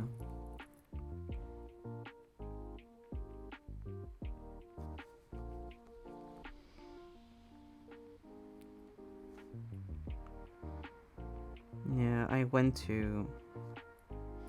There was at least always one person that kind of implied or asked if I had a crush or had dated my best friend when I went to her parties when I was a teenager.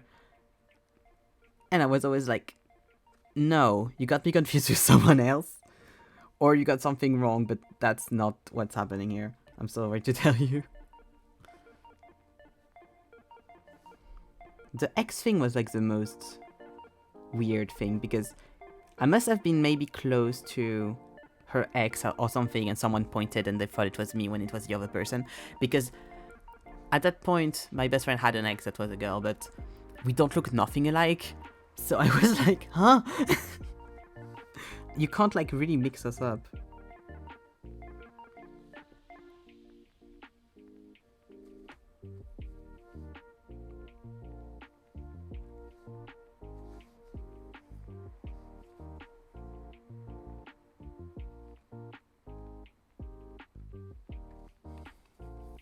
But yeah, the sneaky part of me really like, it's very much like, I wonder like if there's anyone that did have a like through not just teenagers but like in general through life had a crush on me and like never told me and I never knew.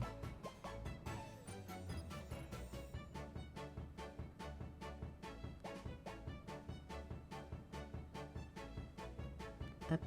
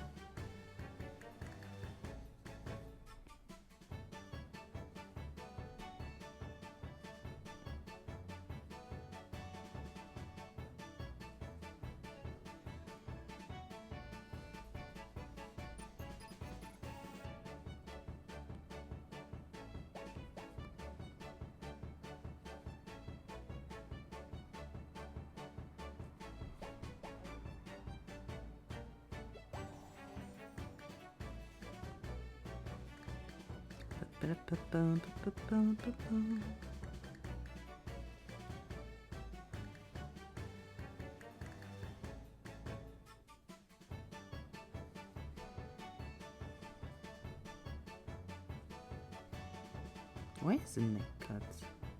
What's happening here? Oh, okay, see. There we go.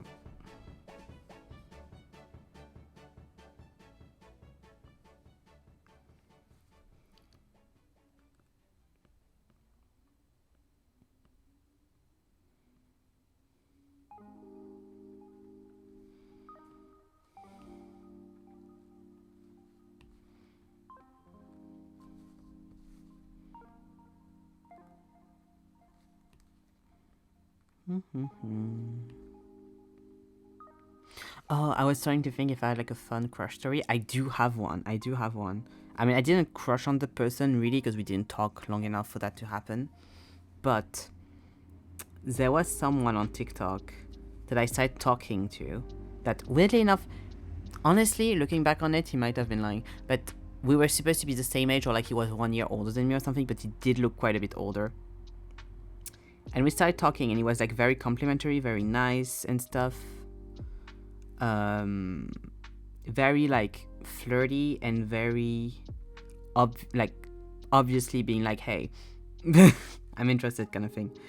And he was like, obviously I'm not courting you because like we haven't been speaking for that long, but like how would you feel about that later down the line and stuff. And we were talking a lot, and we talked like non-stop for like 2 or 3 days or something like that.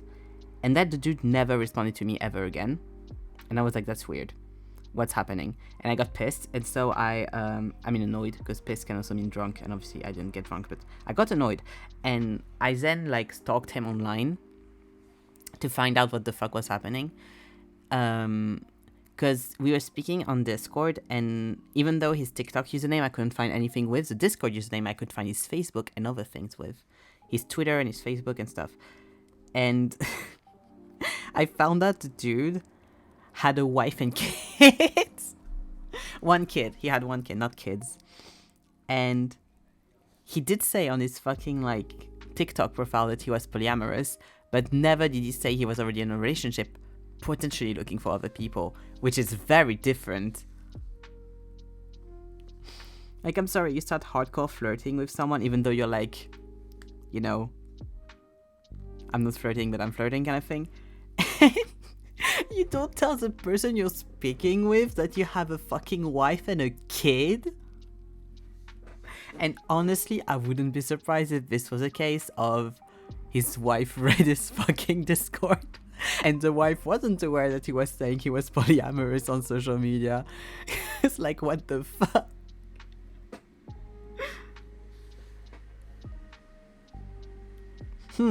Very indeed. Oh, very different. If information is missing, exactly. Because, like, personally, I don't really mind polyamory. I'm like, whatever about it a bit. Like, I wouldn't mind. But at that point, I had never dated anyone, and I didn't want my first relationship to be like the second person in someone's marriage. Like,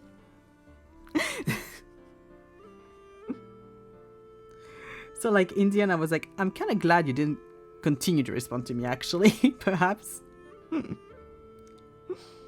Kind of glad that you just like yeeted into the ether.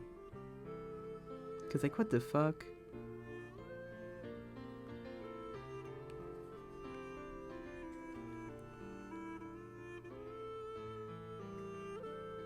That was probably the weirdest thing like that I've ever had. Gotta leave, my brain so tired. Sorry. Big digital hug to everyone. No worries. Bye bye, Antoine. Good night. Rest well.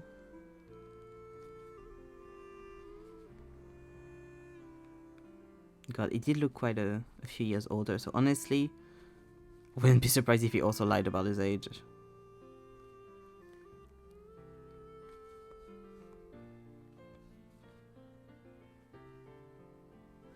With age, I always have a hard time because I can never tell if it's me that has a bit of a baby face sometimes. Or like I know people that have baby faces around me as well. Or if it's like just someone looking a bit older. Or if it's normal to look like that at that age. I have a very hard time reading people's ages, honestly. Especially if you have a beard, I feel like it ages you so much that like it's always hard to tell, I think.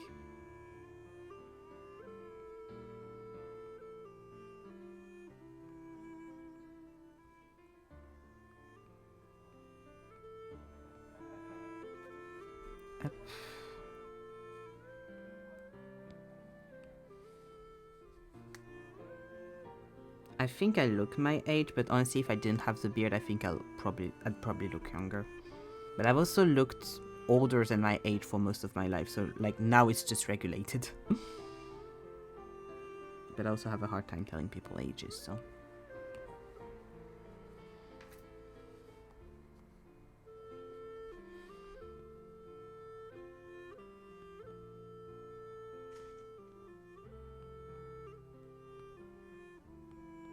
Hop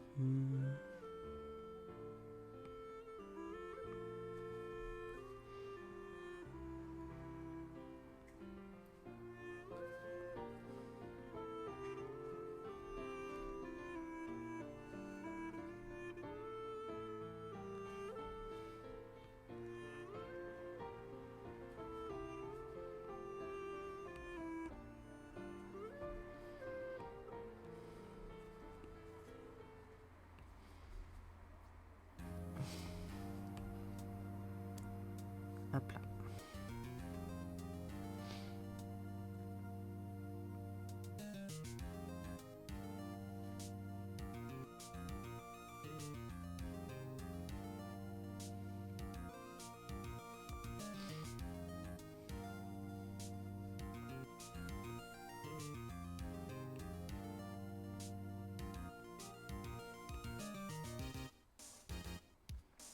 There.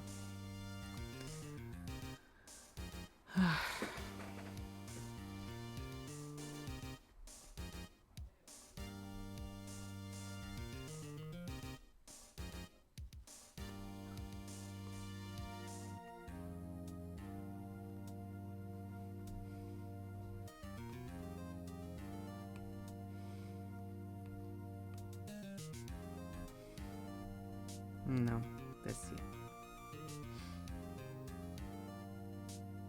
Yep.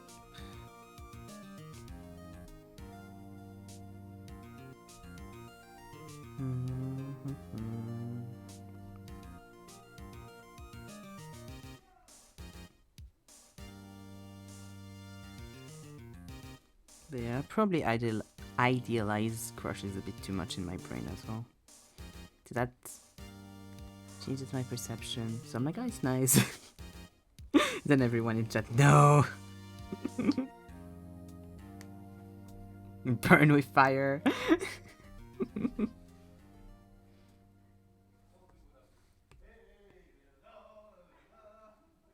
And I'm like, fun and whimsy.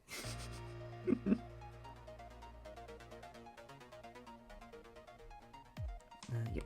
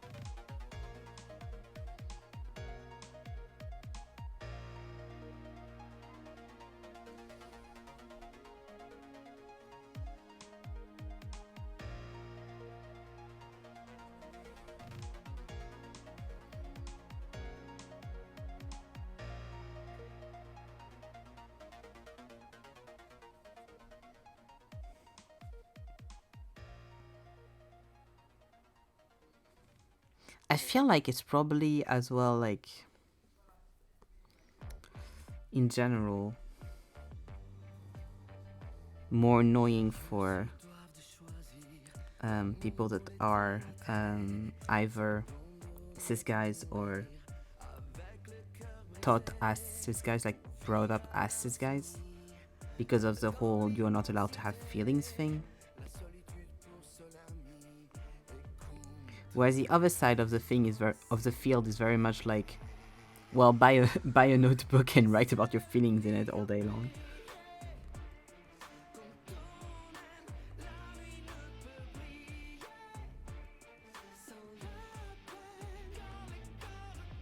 That must probably also weigh in the perception of it.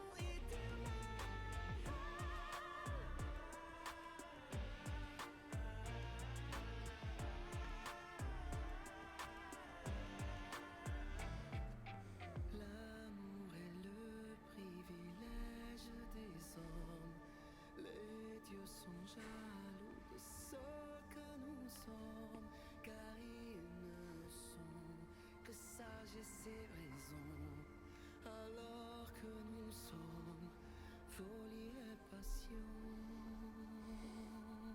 Oh, c'est le prix à payer. Quand on aime, la nuit ne peut briller sans la peine quand les cœurs tigres s'accrochent. C'est le prix à payer.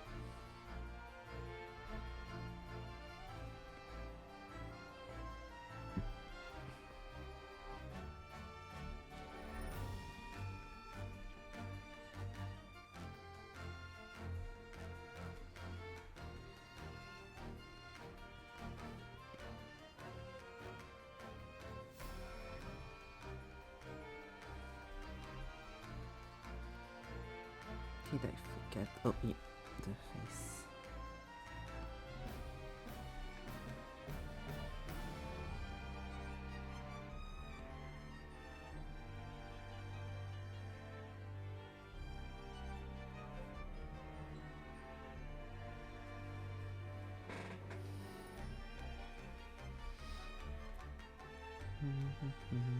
Things are just fine, okay. Did I? Yeah. Up.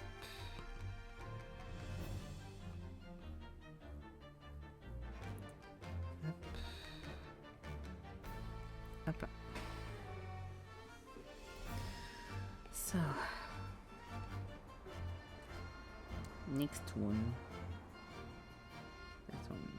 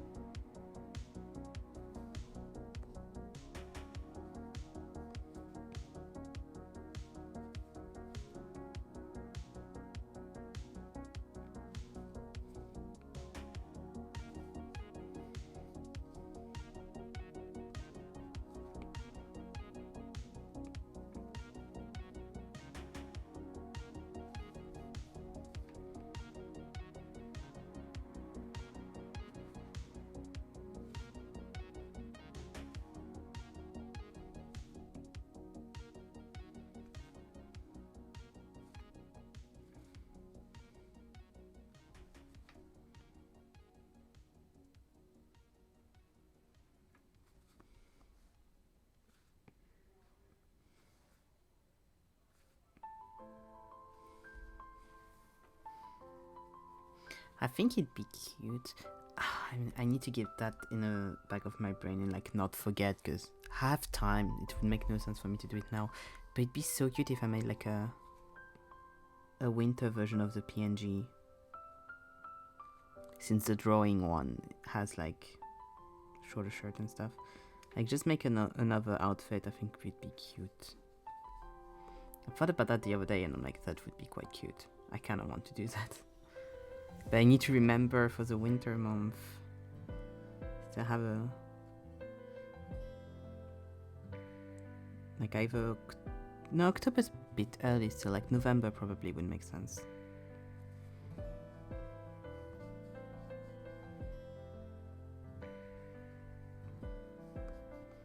I'll have to check dates and stuff and see if there's a stream on Halloween. Make a funky accessory or something, maybe, I don't know.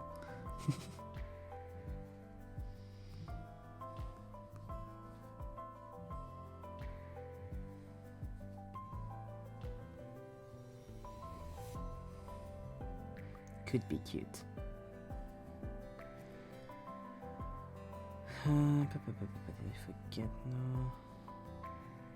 This here.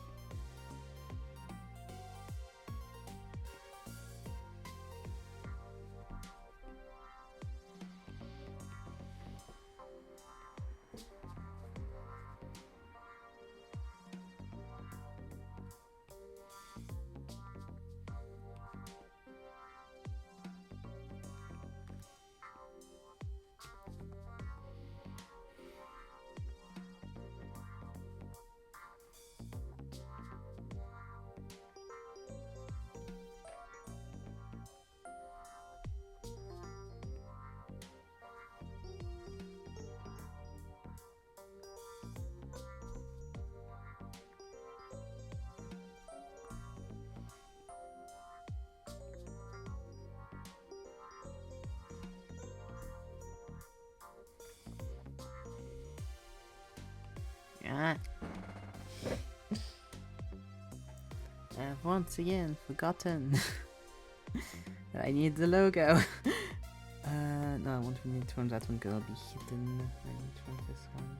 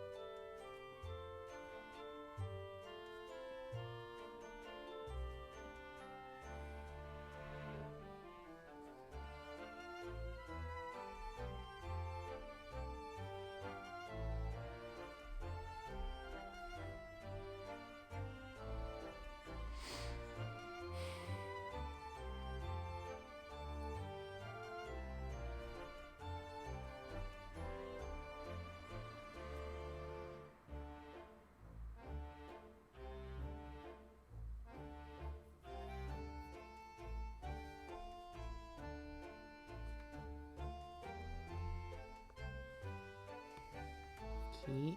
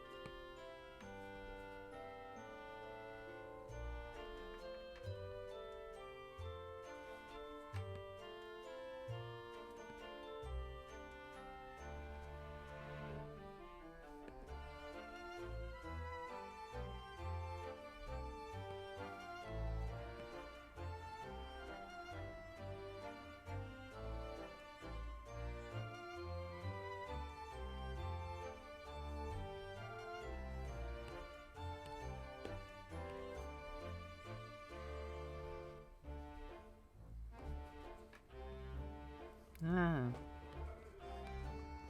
I always forget to unlock the thing.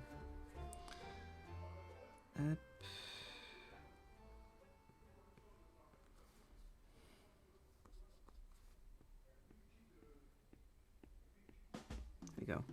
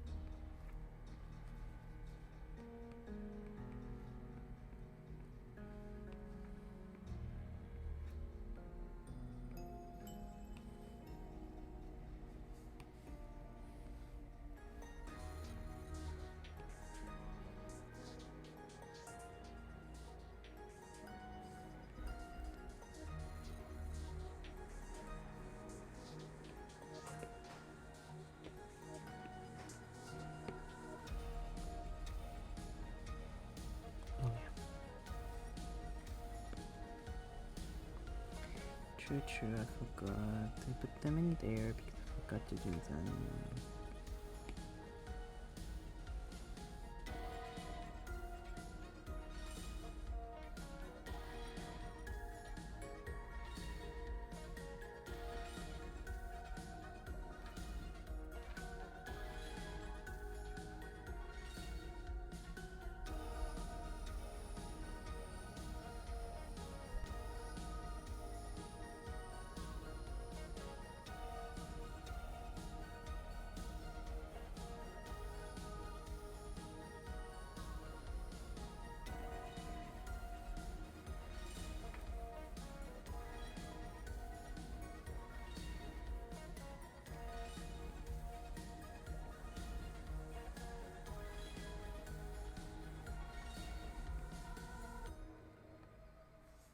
Okay. I'm going to be right back. Hopla. Be right back.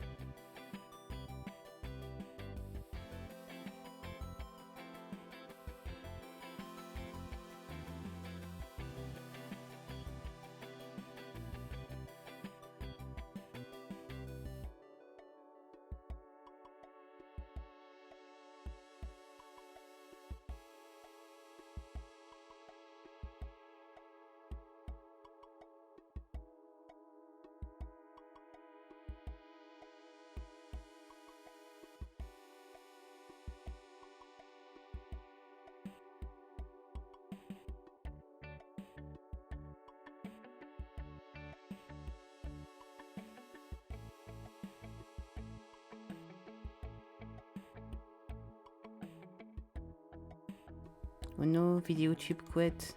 No, VideoTube. Still have a little longer, VideoTube. Where is it? It's here. Ah, it's so small!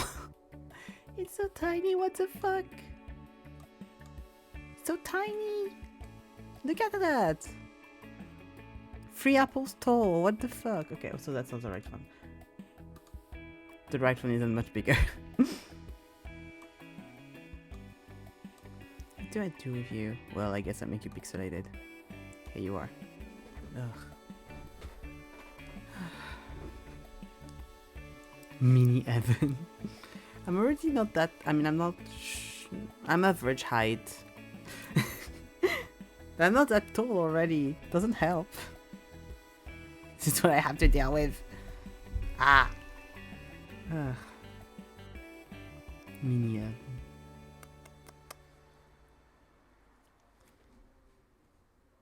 Pixel Evan.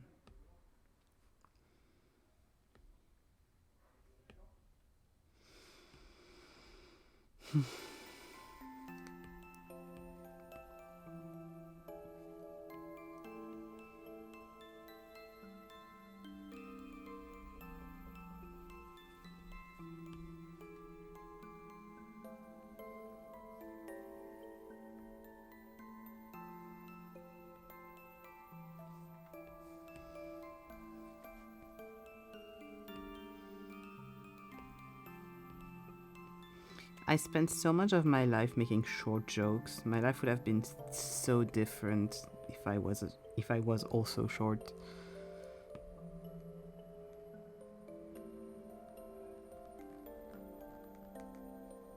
Yeah.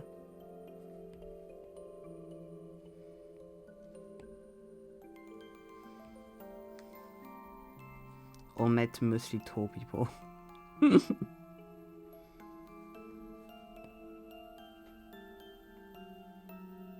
I kept becoming friends with short people. I don't know why.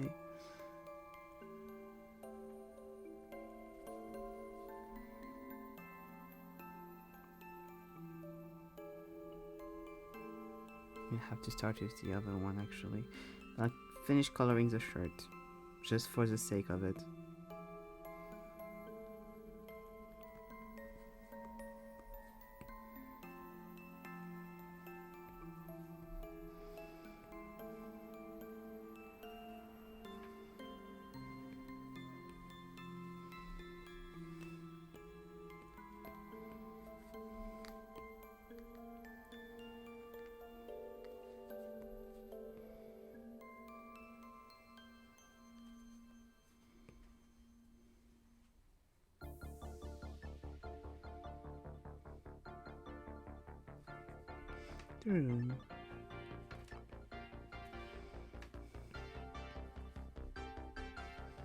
Okay. Up. You first.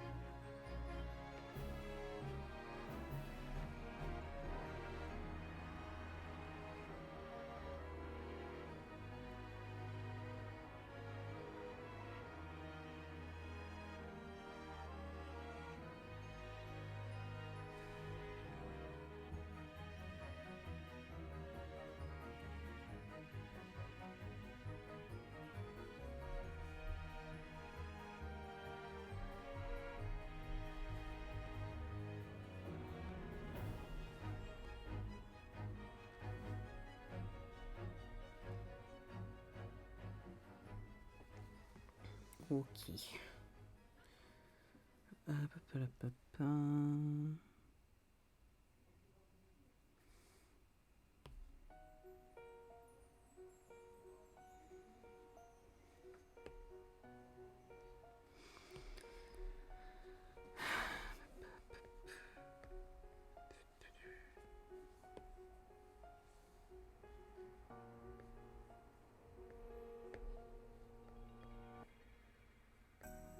Oopsie.